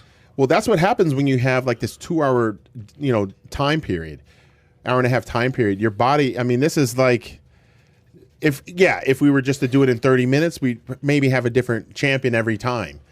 But this is where your body has to hold, and you have to be a scientist of your own physique while they're conducting the various other, like the, classic men's physique, bikini, all those things. Right. Because you don't know the timing. So essentially, you have to train, you have to diet, you have to do the cardio, you have to pose, but then you have to do what? The timing. You got to be able to pivot and be able to call And audibles. Arnold said that in Pump and Iron. He said, "Oh, you just didn't get the timing right, Lou." That's right. I didn't understand what that means. That's right. what that means. What do you know, you bastard? What do you know from funny? Wow. Well, good job, Hunter. That was pretty One good. thing I'm noticing, maybe this is just BS, but Ian is from Canada, and he looked similar to me to Chris, and then the two Egyptians to me. They're look not similar to related, one but they another. actually. But here's the funny part. Do they train together? Or Yes, they're like family. Got you. So Sebum and Ian are family pretty much. I believe it's Chris's sister who is with Ian. Is that right? Yeah, I believe they're married. So yeah, it's pretty cool to see that they So have that relationship. So the physiques would be the same or similar depending on the type of camp and coach that you have? I don't necessarily think that. I just think it happens to be a great coincidence. Really? Yes. Even though the two Egyptians to me, they seem to have similar looks. Like I said, it would be like looking at Sean Ray, Chris Cormier, Kevin Levrone, Flex Wheeler back in the day. They're all kind of similar. Yeah. It's just a looking talent pretty good. pool. So right now we're looking at.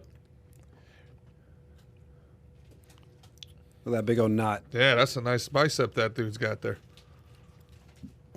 Now, which competitor is this? This is Rodriguez? This is Justin Rodriguez from your home state. Jersey? I believe. Well, maybe not Jersey. New York? New York. Yep. I was born in Brooklyn, but I claim, Okay. I claim Jersey. Oh, there you go. But I mean, hey, with tri-state area, you Now, guys that's are a represented. full-on thong there, Justin. We've just learned that's against the rules. Now, what I'm going to say It's about so unlike somebody here, from man.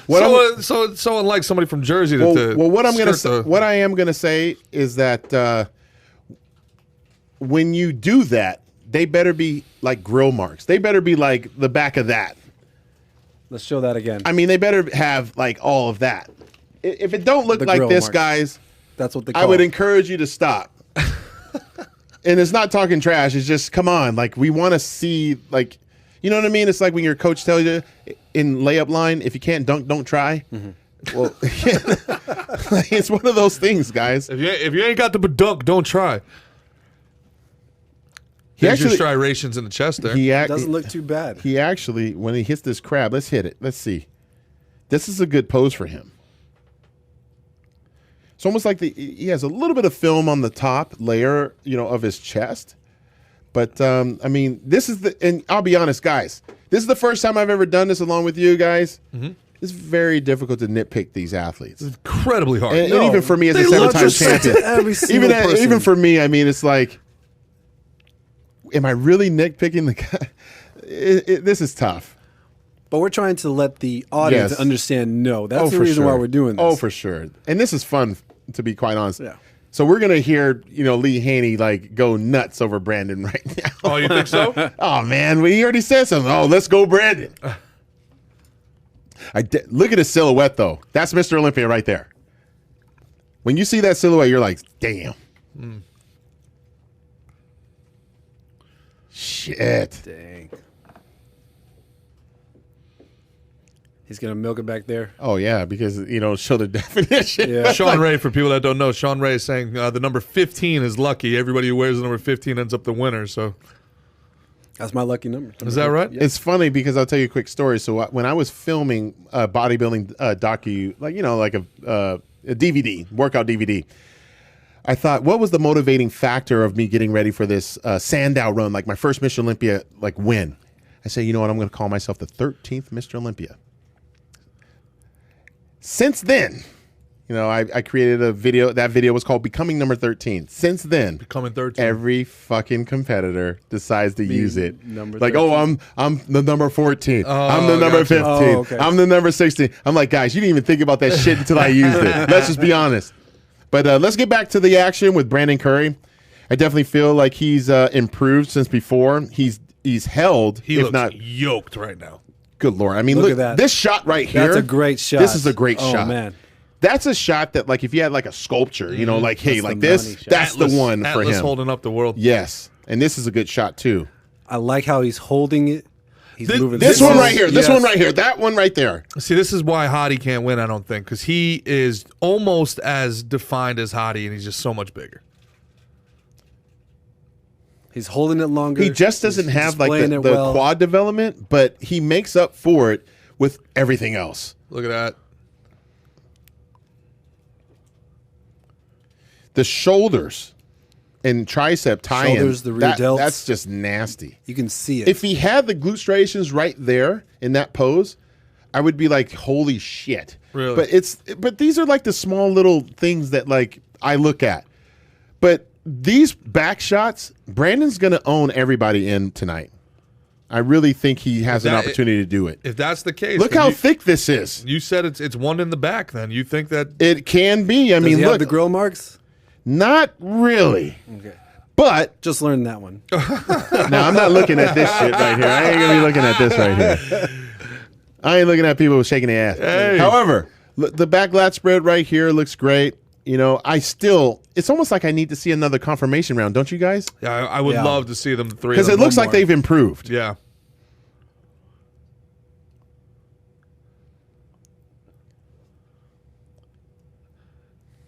I don't think he looked like this earlier. I think everybody ate. Oddly, I think everybody oddly ate. enough. Damn. Oh, look at the striation in the chest there. He had a I nice think everybody hamburger ate. back They there. calmed down. They Yep. probably got their second wind, and probably pumped up a lot more because they know that this is their routine. Because if it were me, or when it was me, I'm thinking, all right, we already did the confirmation round. I'm just gonna go full, like just go crazy, because after they see this, we're gonna have the pose down, and that's gonna be it. Well, let's see what Ramy looks. Everybody else seemed to improve from Hottie on. All right, let's Ramy. see if the reigning champion did the same. I thought Nick Walker too looked Uh-oh. Everybody. improved. I don't think Hunter was improved. Okay, he's coming out. Let's he's not see. gonna hang back there. Look at the size of this guy. He looks Let's focused. Let's see Laser his focused. demeanor right now. Like, I'm more concerned with that. Is he going to come in here with? They are cramping. It looks like they are cramping. Maybe they're not. Sean Ray, for people that don't know, is saying that Sean Ray is saying basically what Phil was saying earlier. He agreed with Phil that he didn't think Ramy came out early, but now he's where he should be now, and Ramy does look more ripped. Going with R. Kelly as your song in this political climate is certainly a choice for Ramy. I didn't. Okay. Yeah. Not one I would pick. Yeah. Well, he's not American, so he's probably not thinking about that. So fair enough. We can give him that one. Separate the art from the artist. He wants to get intimate. Separate with the the crowd. age from the kid. Yeah, separate. That's just because you wouldn't want OJ dating your Okay, sister. But so he's a his good running glutes back. and hamstrings are freaking tighter than before. It might be because of lighting in the posing trunks, but to me right here, it looks different. Let's see if he can hold these shots a little longer for us to really adjudicate. He's just so big. He's so much bigger than the other guys. His legs are bigger. But I feel like now, I think Hottie and Brandon actually have better back development because it starts at the hip. I would agree.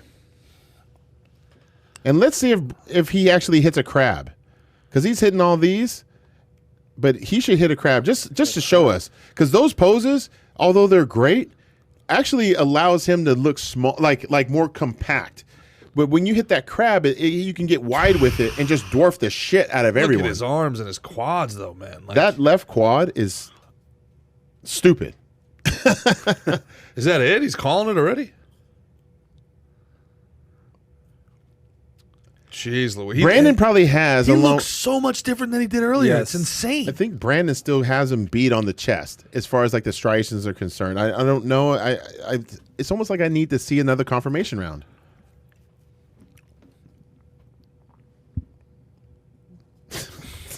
Never did that.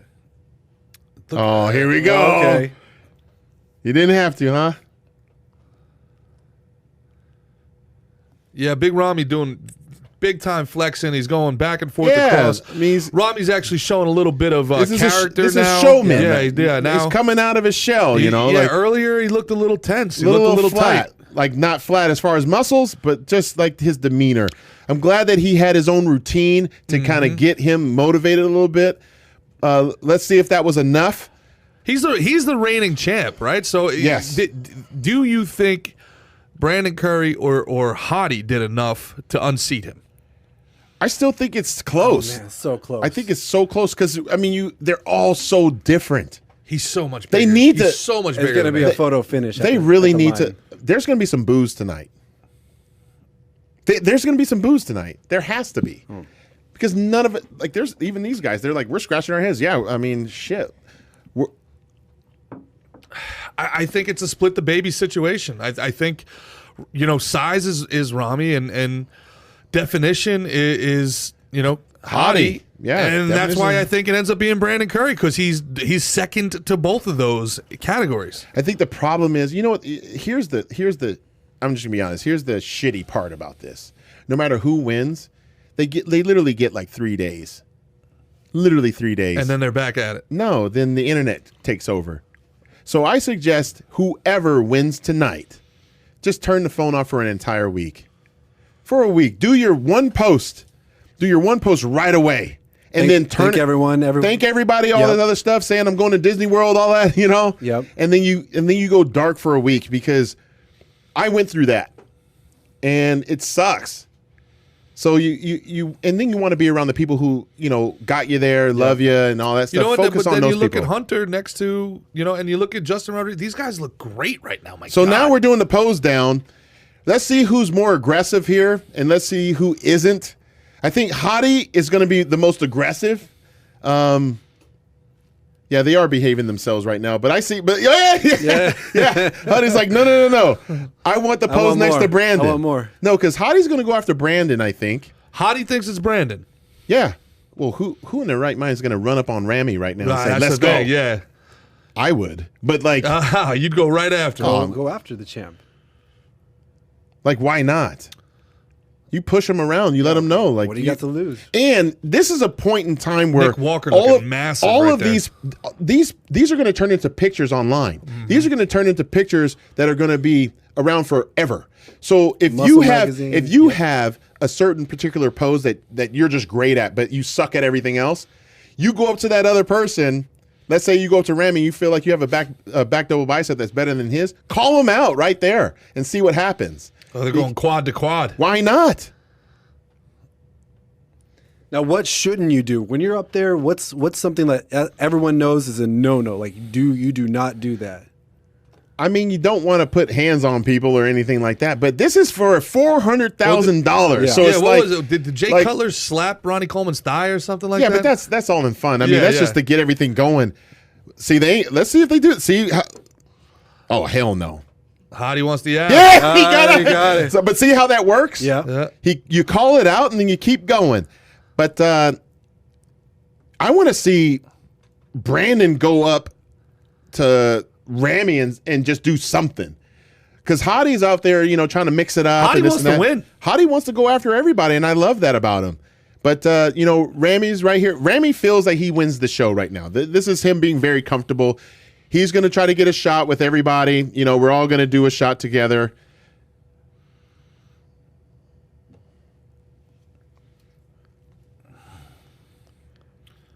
This is disorganized chaos right here as well. So these are the shots right here. So when everyone going. Yeah, so when you got everybody going, you can almost get exposed later. Like even if the judges already have their decisions, which they probably have, they probably do. Wow. They probably do. But these are going to be pictures you're going to take home and you're going to say, I was right there. I was that close. This is how I'm going to take my off season to the next level. You're going to get some social proof that you're not that far away. Like if you're a Nick Walker right now, I'm going up to Ramy. I'm picking everybody off. I'm saying, you know what? You may have gotten me this time, but next year I'm kicking your ass. I'm going up to every person just so I can have that homework.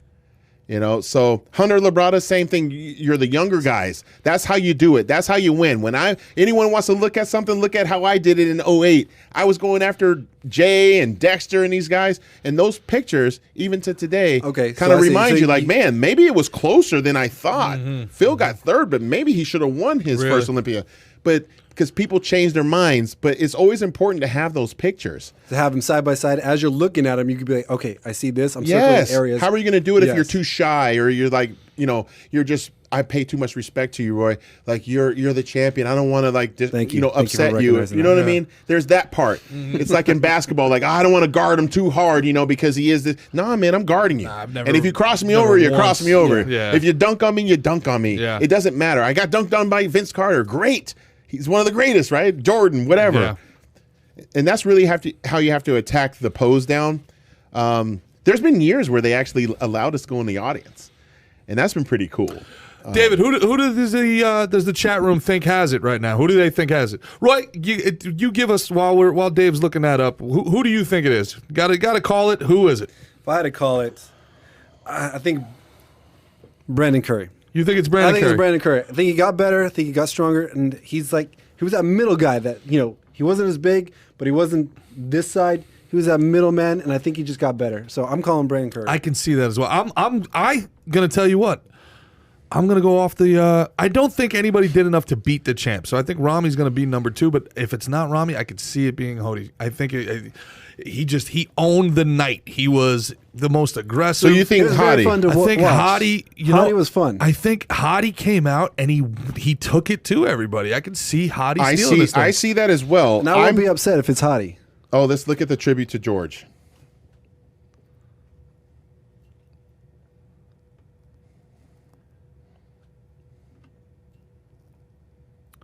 We have a tribute to George as well, and for the people that are watching the Olympia tribute, please watch that, and for those of you just watching our simulcast, we have a tribute to the late George Peterson, and we're going to play now as well.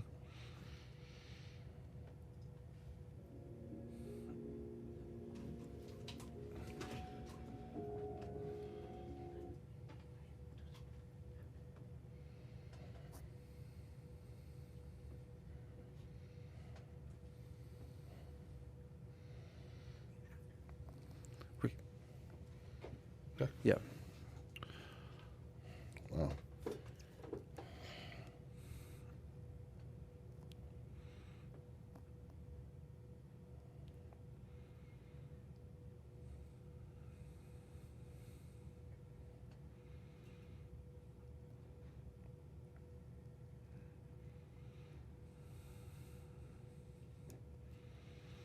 Incredible physique.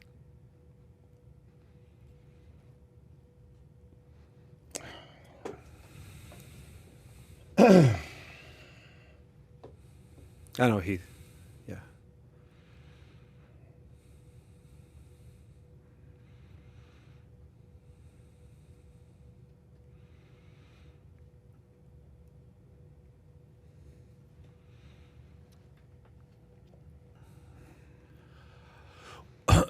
Guys, we got dead air right now. We're showing respect to George Peterson watching the Olympia tribute to him from the live stream. There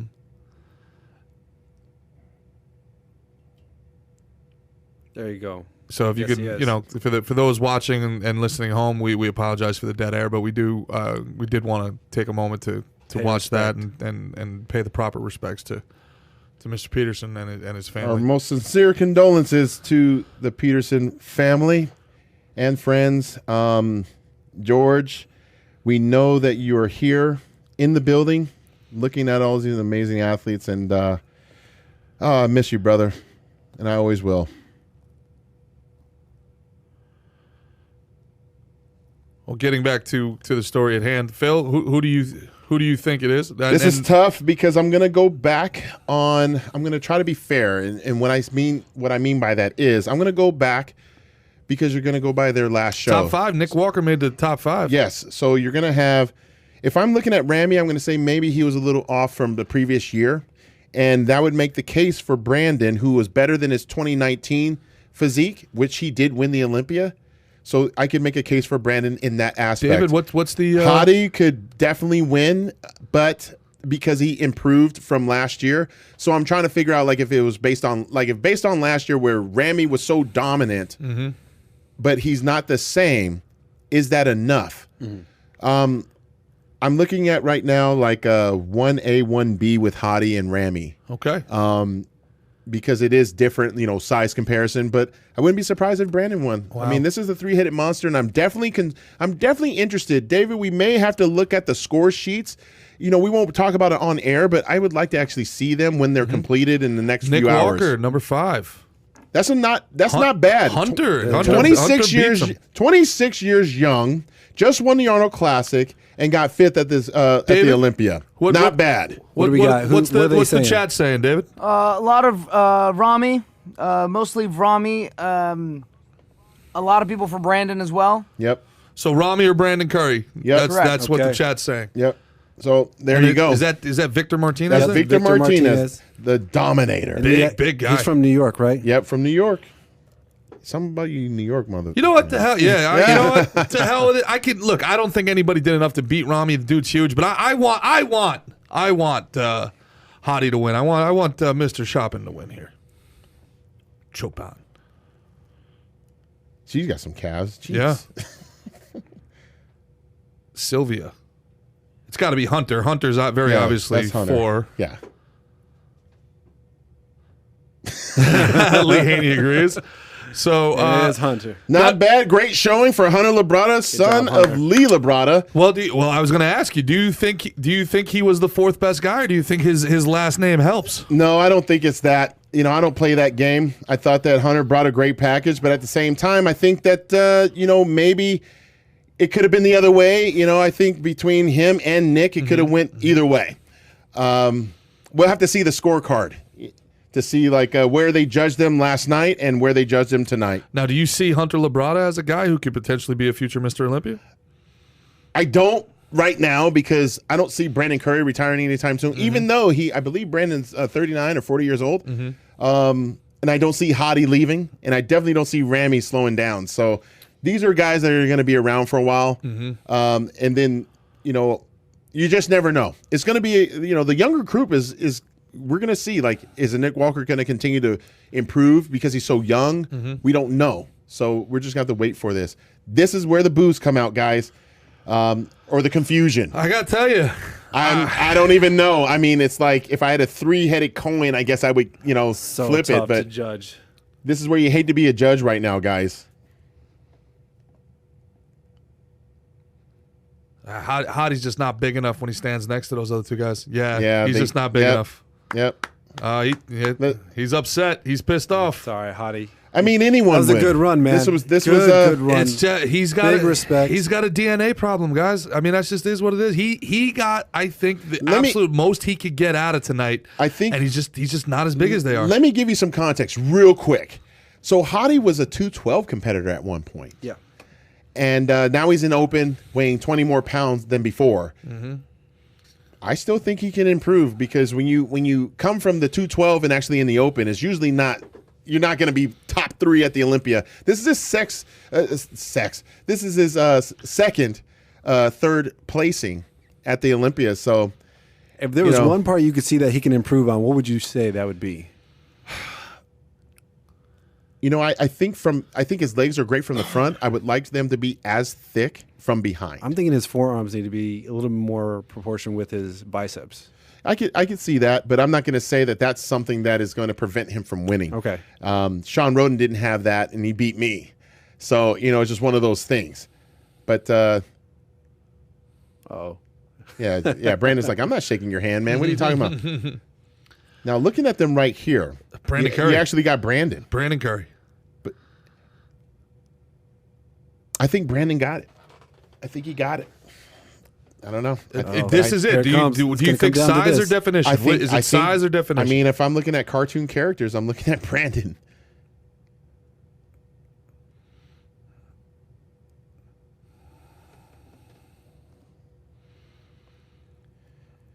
So you got the vice president, Tyler Mangan. You got, you want to know a secret? You really want to know a secret? Let's hear it. All right. Whoever the trophy is on the other side should win.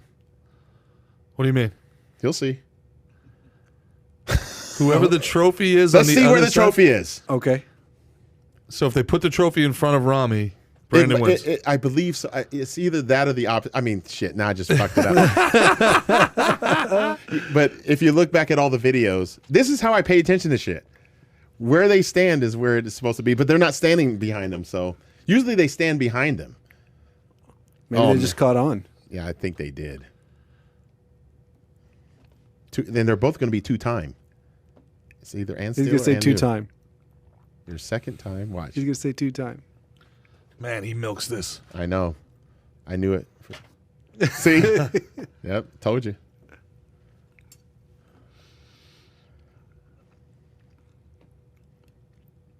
Brandon Curry. Ooh, big Rami. Oh, Brandon's pissed. Brandon's pissed. He didn't do enough. But you know what? Oof. I love this. You do got to knock the champ out. You do. You do got to knock the champ out. It could have went either way. See? Oh, yeah, see? He wants to see the scorecard too. They want to see it.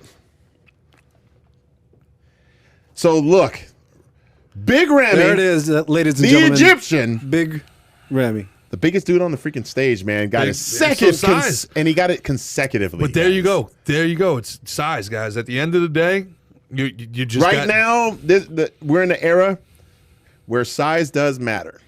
Size matters. And he came through with a great package, and he's well deserving of this win. I mean, we all three at some point in time during this event had different people winning. Different ones, yes.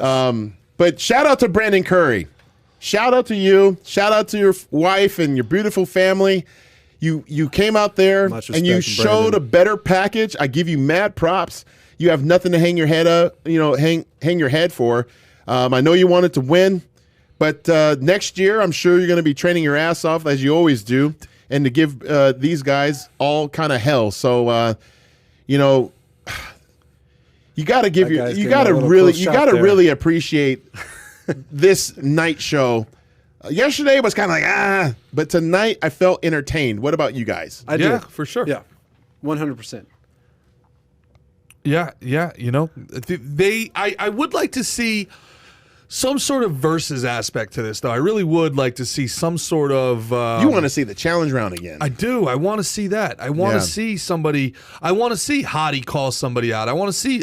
Look, like you said, hey, go head to head. Go beat somebody. And guess what? That only happens when you win so many times that they're almost trying to make you lose. Really? Well, I mean, Ronnie Coleman was winning so many freaking times. They're like, we're not trying to make you lose, Ronnie, but we're trying to add like another element of excitement because. Yeah. Give us a little more drama. You may not win. Yeah. I mean, you may not win the challenge round, but at least that gives some more excitement. And I know how that feels because But anyway, enough about that. They still got to get ratings. They still got to get eyeballs. Yeah. Enough about that. Let's talk about the winner, Big Ramy, second time Mr. Olympia. He gets to go on Instagram and actually change that up. That's one of the first things you get to do, along with signing your first autograph as a second-time champion. 2X. It feels amazing. I know in his heart, his heart's beating pretty freaking fast, I'm sure. But, you know, it's always going to be hard to win the first one, but that second one is something sweet as well. So Does he have the capability of going a long run? Well, he does, because now he's starting to figure out his groove. I mean, the fact is the first time is the hardest time, and it's usually the best you've ever looked. And it's always going to be you chasing that again. So although he didn't have that same physique, he had a different version of it. It's almost like for those Japanese anime guys that watch Dragon Ball and stuff. You have Super Saiyan, you have normal, you have the second one, the third one, all these other versions. He has not reached his final form. There you go. So you're hoping that he has different forms for the next guys that are competing. Let's tune in.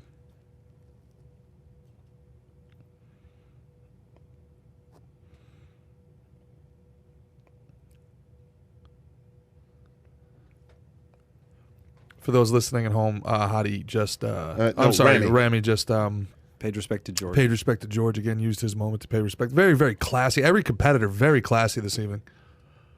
We're some humble guys, man. We got big hearts, bro. We still are. We still have our tribute video to George pending.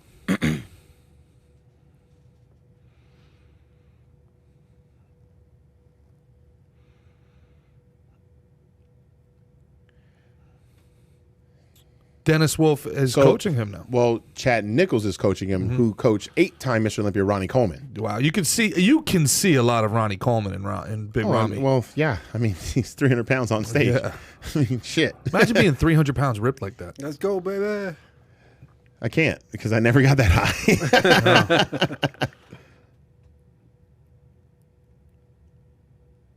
That's right. I told him.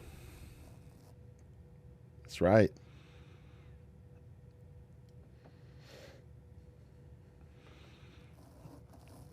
There you go, Big Rami. Good stuff, Big Remy.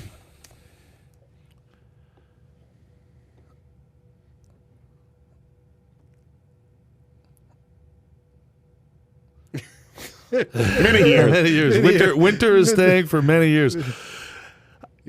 Almost sounds. So I don't know if Hadi could have done any better, and I don't know if Brandon Curry could have done any better. So if that's the best that they have, I think we're all in agreement that this may not have been the best Rami we've ever seen. But it was good enough. And if this is was good enough, enough yes, to beat their best, you go on a run. That's where you're at.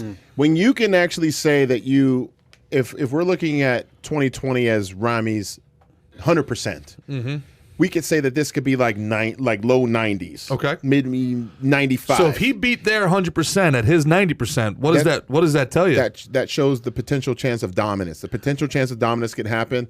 You know, we'll see what happens over the next 364 days. But I totally understand what you're coming from. I mean, when you get that second one, you do have that opportunity to get on a run. But then again, you had, Jay Cutler, who won 2 and then lost to a smaller guy in Dexter Jackson. Very controversial. Yeah. No, it was not. I was there. It was not controversial? I was on stage. Okay. I mean, it is what it is. I mean, Dexter was freaking phenomenal. And, Jay left the door open a little bit, and that happens. But then again, Jay came back the following year and kicked the shit out of all of us. So now that Rami's 2-time Mr. Olympia, what's your message to him right now? My message is to Rami is the same as I said last year on the Olympia stage. You got to keep going, and you got to beat yourself, just like what he said tonight. You got to take time off, and you got to allow the body to rest, because in your mind you're thinking, I got to get back in the gym tomorrow. But you got to let your body to heal, so then you can be ready, because he doesn't have to do another bodybuilding show. And guest posings are kind of like fading out in our industry. So he doesn't have to necessarily leave the house other than to just compete. Go back home, hang out with the family, just parade around. There you go. Do your victory lap wherever it is in Egypt. Go eat whatever you want. Go get a massage. Eat what you want. Yeah, go do you. Go do you. Hang out with your family, your kids, and come the new year, if I were giving him advice, I'd say don't do anything until December. Maybe take a whole month off from the gym just to enjoy life, and then come back, reassess. Do you have any injuries? Do you have any this, that, and the other? Clean out your body and get ready for 2022, because you're going to have an angry Brandon Curry and a much more fierce Hadi Chupan. Well, you see, the thing is, if he wasn't his final form, to use our Super Saiyan language, and he beat Brandon Curry when Brandon Curry, to use your words, was better than when he won. Yeah. And if he beat Hadi Chopin, who Hadi, I think, did everything he could possibly do this week, he left it all out there, just doesn't have the size. So if the size is where it's at, you're looking at a Nick Walker who's bigger than Brandon Curry and is bigger than Hadi Chopin. How many years is it going to take for Nick Walker to get to this level to where he could challenge Big I don't Ronnie? know. I don't know. And mind you, there was a few other guys that missed their peak tonight. In addition, like you had an Ian that was definitely off. You had Another large competitor. You had Akeem, who may not be Mr. Olympia, but he could definitely be in the Very mix. thick. Yes, and he's placed higher than that before. You had a Rudy Winkler that was completely off. That I don't know if he's injured or not, but I've seen him better, obviously. You know, you had a guy by the name of Nathan Diasha from the UK that just competed in the Arnold Classic UK show, but unfortunately I guess he wasn't able to get a visa in time to make the trip. You got a lot of guys, and in my opinion, they're not all like when you talk about dominant. Ramy has solidified himself as a dominant competitor. He didn't have to be 100% to win. He took everybody's best punch. But most importantly, you just got to wait and see who is going to come back with a better package. And, you know, they have time. It's just about the timing. And to be quite honest, let's just say it. During COVID, I mean, everybody got thrown some curveballs, and one guy was able to come out tonight and hit a grand slam. You really have to figure out your timing with your offseason. And things do have to take shape just with your personal life, with your business life, everything to be Mr. Olympia. I'm very excited to see what happens in 2022. I think it's going to be pretty freaking exciting, to say the least. I think we could say that this Olympia was a great battle. Like these Yes. two guys, it was a good battle. It wasn't a complete blowout, but it was a good. Shout out to the judges for actually Vibe. allowing these guys on Saturday to mix it up. Well, I got to tell you, this was a lot of fun for me. For the people that watched, I know that we had over 4,000 people at one time, and you know, commenting throughout the entire 4-hour broadcast, guys. Thank you from the bottom of our hearts for giving you, us an guys. opportunity. Thank you. Thank you. Please Love make you sure. guys. Please make sure that you subscribe to VT Sports, and you guys love the new Phil Heath being open, honest, incredible you, commentary Phil. from Thank Phil you today, the so much. 7-time Thank you, guys. Olympia champion. Thank you, guys. Make sure to subscribe to Phil's social media channels. Make sure to subscribe to VT Sports. You're going to see a lot more Phil Heath content coming soon. Roy Castillo making his bodybuilding analyst debut. Thank you Make for sure having you me. follow Roy.Castillo. Give a huge shout out to Jorge, David, and Eric, and Kai, and Mario, who helped produce this for Yes. Valuetainment. Final thoughts, guys. Final thoughts, Roy. My thoughts are, I mean, just again, I'm coming from more of, I've done it. I was amateur and just learning so much that being here with Phil, this was like candy for me. So thank you so much for having me. Well, I had actual literal candy during the broadcast, and it was great. 7-time Mr. Olympia, Phil Heath. Final thoughts. Well, I was very excited to be able to do this with you guys. Shout out to all the fans watching. We've definitely got to do this again. Very happy with the sport of bodybuilding right now. We got to see some guys emerge as warriors on the Olympia stage. That's a stage where champions are made, and we saw a guy by the name of Big Ramy, get his second Sandow, one of these. Got 2 of them now. Still only 16 to ever win one of those. That's right. Still only So, 16 human you know, beings. it was really cool to be able to see bodybuilding during the pandemic. We're still in it for some weird reason. But shout out to all of the Olympia competitors, both men and women, all of the champions as well, because, you know, you put in a lot of effort, man. I know what it takes, and you're dealing with life's challenges, and I tip my hat. My final thought is continue to be in gratitude, continue to love your body, and learn how to truly just enjoy the run. Enjoy the run, because you just never know what life's going to happen. But I think from what we've seen, we've got a lot of humble men and women in this sport that have some incredible stories. do. Yeah. And very giving. So I'm very happy with the competitors. I'm happy with the sport. You know, I'm thankful. And this allowed me to see it from a different lens, obviously.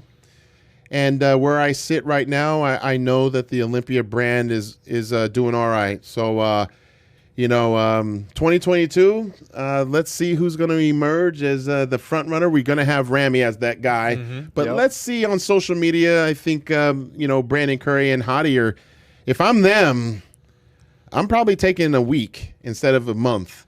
I'm taking a week, and I'm reevaluating, and I'm in that gym, and I'm kicking the shit out of everything. There you go. So with that said, guys, you know, I really appreciate all of you watching.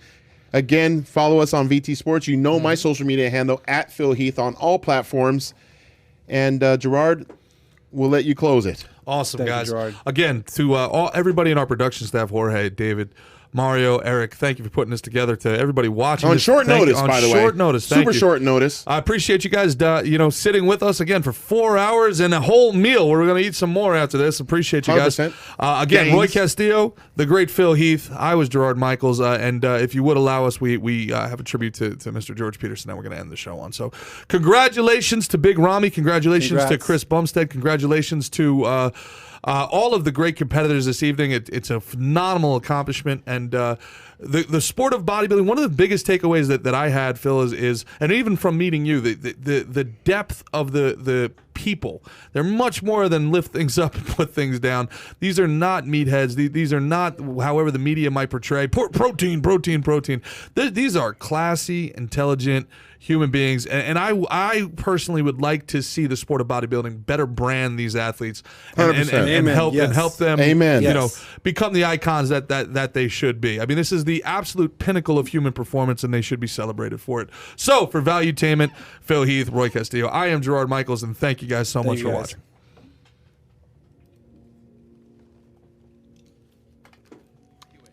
You can't say that there's no. Good job, guys. Great That was fucking amazing. Nobody missing. Everybody was here. He did this in less than a year.